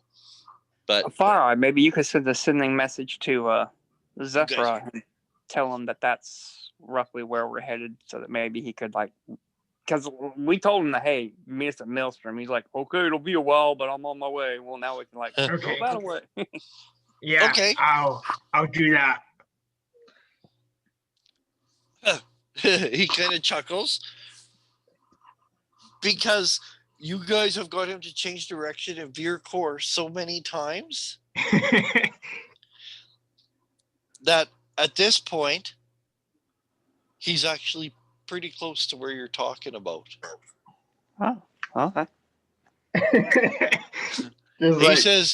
He says fate and destiny somehow has a way of doing that.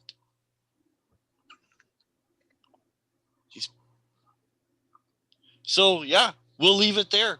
Next time we start, because there's no reason to doing the voyage. You guys are faster than anything on the water. You honestly are. Peace, we fly by it. Like coming by air maybe would have been more ideal, but not really. You guys are still traveling at that speed. It's more than able to. You guys like a speedboat. This ship just moving.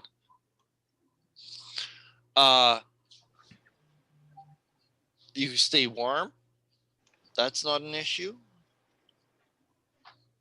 You guys can outrun anything you guys didn't want to encounter. You guys know the general area, so next time we'll start with you guys in that general area, searching for the Morgoth.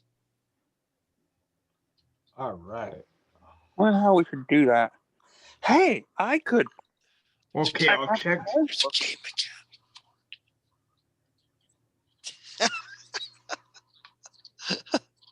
Okay. It even says like if you guys break up into groups, it has like everything, right? Modes of travel. I was just thinking, I polymorph into like a shark or something, and just like. Yeah, 192 miles a day. You guys can travel in the airship. I wish that I'd taken Find Familiar as my Magic Initiate spell at 8th level. But You I took took, magic initiate? yeah, What'd you? that's where I got Brilliant Blade from. Okay. What was your first level spell? Feather Fall. I took it when we were on the airship because I thought Not a we bad might need idea. it. Never used Not a it. bad idea. Not a bad idea.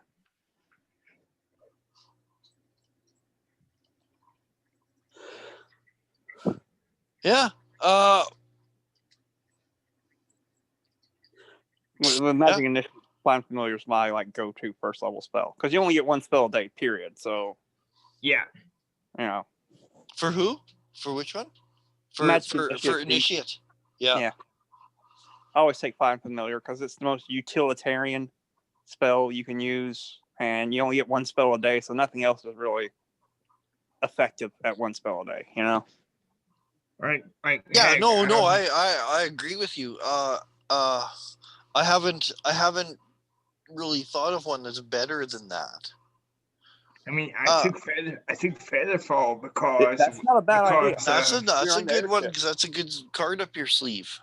Yeah, because how many times are, Wes- hey, I have to worry about falling damage. Wes How many times does is- that happen a day? You know? Wes is a good one as well. If you've got it on someone that's not a spellcaster. I also thought even mage armor because it is 8 hours. Yeah. Yeah. But That's then not- you can't use armor anyway, and the only people who can't use armor are like wizards and sorcerers, so everybody else can at least get studded leather, which is 12. You're only upping your stuff by 1. You know? Yeah. You could maybe do it on a rogue who wanted to go incognito like at mage armor, and then they've got armor even when they don't need armor. When they Well, part of me always thinks about it, and I think it's because it's the way I learned how to play. Just you're taken prisoner and stripped of everything. The other know, aspect is That used to happen all the time. if you don't have much of a strength, mage armor doesn't weigh nothing. Yeah. Yeah. Like something like this, right? All of a sudden, if you're in the casino and the fight did break out, bink, right? I don't know. That an improvised weapon. I don't know. Like, I mean, that's D&D school, right? Tavern Brawler and Tavern Brawler and Magic Initiate, and you're gold and you're great. Yeah. But when you reach Eldritch Knight, and then you get more spells, and you could cast Mage Armor because it's an aberration. Yeah. But and then I love that weapon was- bond that yeah. Eldritch Knight have. I've always, and it's never happened to an Eldritch Knight of mine where it's like, I want to be like taken captive and stripped of all my stuff just so I can have the impressive moment of summoning my weapons to myself and being able to fight at Yes. the moment of the jailbreak, right? Like, You Yeah. still need to focus. but anyways, class dismissed, Kath, if you're waiting, because we'll Yeah, I take just it over wanted next. to find a good chance the button, say goodbye, everyone. Have a Yeah. good week. Stay safe. You do Yeah. the Stay same. alive. Yeah, because Yeah. it will take place next time where we're Right. I'll catch you next Yeah. week. I'm not even gonna figure out how much time it takes for you guys to get out there because, like, honestly, I don't know why they didn't tell me. In the adventure, it says calculate the approximate distance from where the players are to. It's like, well, you know where they are. You know it's from Yarder to whatever. Tell me how long. And that's the newest adventure, that Icewind Dale there. They put the distances in a lot. Oh, that's good.